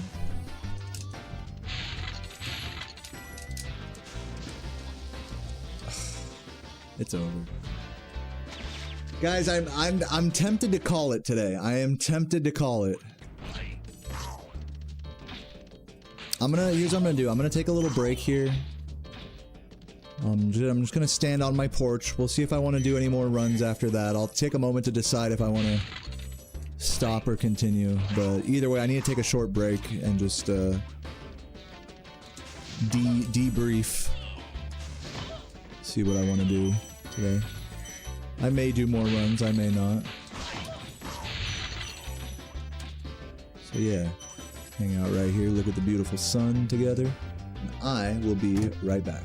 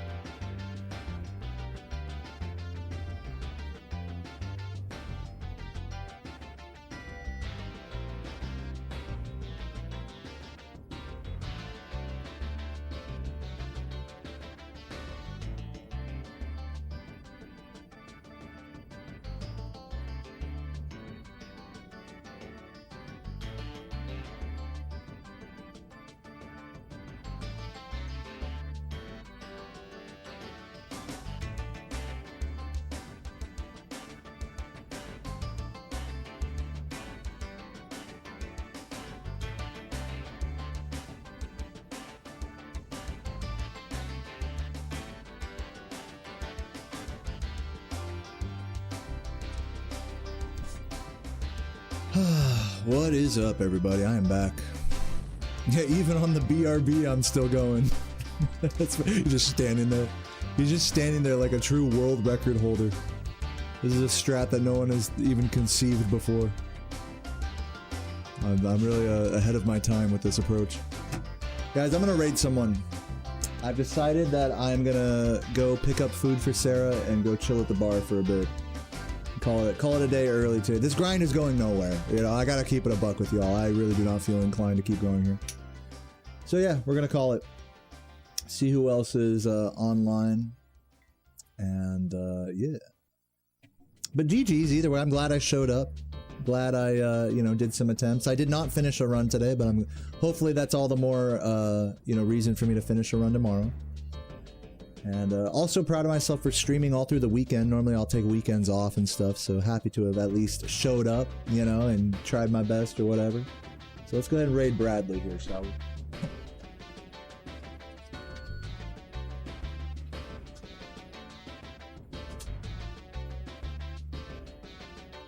Hopefully he's not about to raid someone. Let me check. Looks like he's also getting on the back part of a run as well. Yeah, good night, everybody. Thank you all for hanging out. It was a beautiful, chill stream today. Chill grind. Good vibes. Nestor's a hoe. And that's all right. I'll catch you hopefully tomorrow. Like I said, you know, more streams incoming, more grinding. I'm starting to get into a good reset-y headspace here. I'm definitely playing more hardcore than I was last week, but without like actually, you know, mentally hurting myself, you know. So really good attitude, really good approach, I would say, even though I'm, you know, calling it early here, calling it quits early. So I'll see you guys tomorrow. Have a beautiful day, and I love you. Peace out. Mwah.